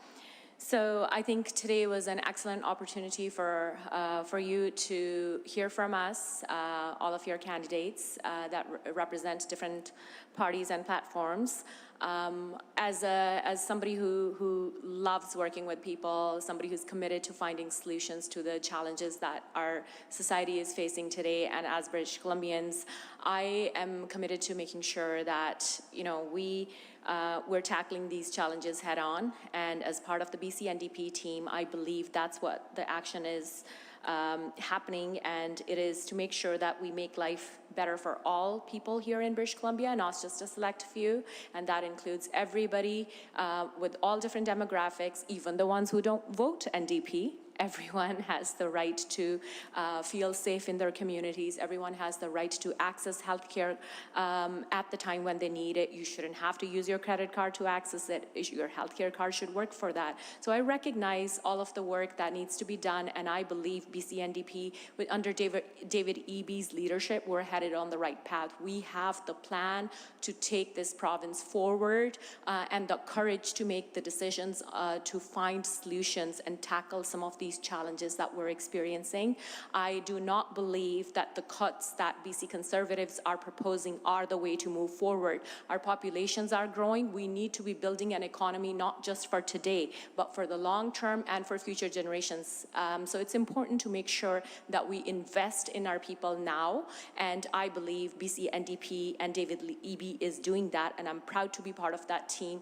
And if I were to be elected as your MLA, I will give you my commitment and promise to work hard every single day to make sure. That's time. Thank you very much, Kamal. Randy Sunderman. In the next legislature, the Land Act will come up for review. This will determine how we interact on our public lands in BC. Specifically, legislation amendment is proposed to enable agreements with Indigenous governing bodies to share decision-making about public land use. To move forward, our two status quo governments are proposing two different approaches with the same likely outcome. The NDP see the public local government and major industries as mostly not being involved in land planning. Meanwhile, the BC Conservatives propose to repeal DRIPA. Both pathways will plunge us into an unprecedented period of uncertainty and litigation. For me, the way forward is to complete the land planning with all parties at the table, recognizing legal decisions that are now in place and find our way in an open, transparent process. 30 years ago, Indigenous communities had legal advice not to participate. Now is time to complete the original processes designed with all interests at the table. Taking the time to listen and learn together is the right path and will lead to the decisions that are more likely to endure over time and reflect a full range of values. Finally, good government is about finding a way to respect the insights and experience of our local communities. This would include making contingencies to support projects that have tremendous value to residents. Projects that residents have advocated and invested in over the years, such as the Kamloops Area Preservation's 10-year effort to protect water quality in Peterson Creek, or Isha Wish Foundation's 17-year effort to secure better cardiac care for Kamloops residents, or the City of Kamloops' 8-year effort to establish a local sobering center, just to name a few. Overall, it's time to have a collaborative decisions in the legislature with open and informed decisions that include greater local insights and not having programs and legislation simply passed down from inside the Premier's office. Thank you. Thanks, Randy. Peter Millibar. Thank you. Well, to be clear, the only thing the BC Conservatives have committed to cut are taxes, the bureaucracy, wait times for health care. Those are the types of things that we're talking about cutting. The NDP continue to spin mistruths about other things. I'm not sure why, but that's fine. The reality is that people in BC are finding life more and more unaffordable. They're finding access to healthcare harder and harder to find. And these aren't just my own words. These are what we're hearing from NDP candidates both here and around the province. It's as if they don't realize that they've been government for the last 7.5 years as all this has gotten worse. It's critical and it's important that we change this course because fully half of 18 to 34-year-olds in BC are now saying they're looking at moving out of the province. Now, what does that mean? That means 7 years ago, we can discount the 18-year-old perhaps, who was 11 at the time, might not have been thinking about what their life plan was. But that means that somebody that was 27 now, under the NDP, has decided at age 34, even though they thought they were on their way of starting their family and their career path and had a way forward in British Columbia, have said after 7 years, I just can't make it anymore and I'm moving out of the province. Those are our healthcare workers. Those are our skilled tradespeople. Those are our educators. Those are our early childhood educators. Those are our seniors care aides. Those are the people we need to actually work and help us all thrive as a province. And they are thinking of moving out of the province. That is why I'm running again. That is why I'm seeking your support, because I want to continue to be a strong voice, a local voice for Kamloops and the surrounding areas, but also with that provincial eye on things to make sure that we make life more affordable and give our youth and our younger 20-somethings hope again in this province so they see a way forward to making their life which will benefit all of us in the long run. Thanks, Peter, and I'd like to give my thanks again to all three of the candidates from Kamloops Centre for their participation, as well as the two candidates who participated in the Kamloops-North Thompson Forum that was before this. My thanks to GK Sound for doing the streaming and the audio today. They did a great job. To all of our partners for supporting this event. And a message to everybody who is out there, advanced voting, I believe, is October 10th to the 13th, as well as the 15th and 16th, and general voting day is October 19th. That's a Saturday. That means most of you won't be at work, so no excuses. You shouldn't have an excuse anyway. Your employers should be allowing you to get to the ballot box. So having heard what you've heard tonight, please do some more research on the various candidates and get out to the ballot box. Thank you very much.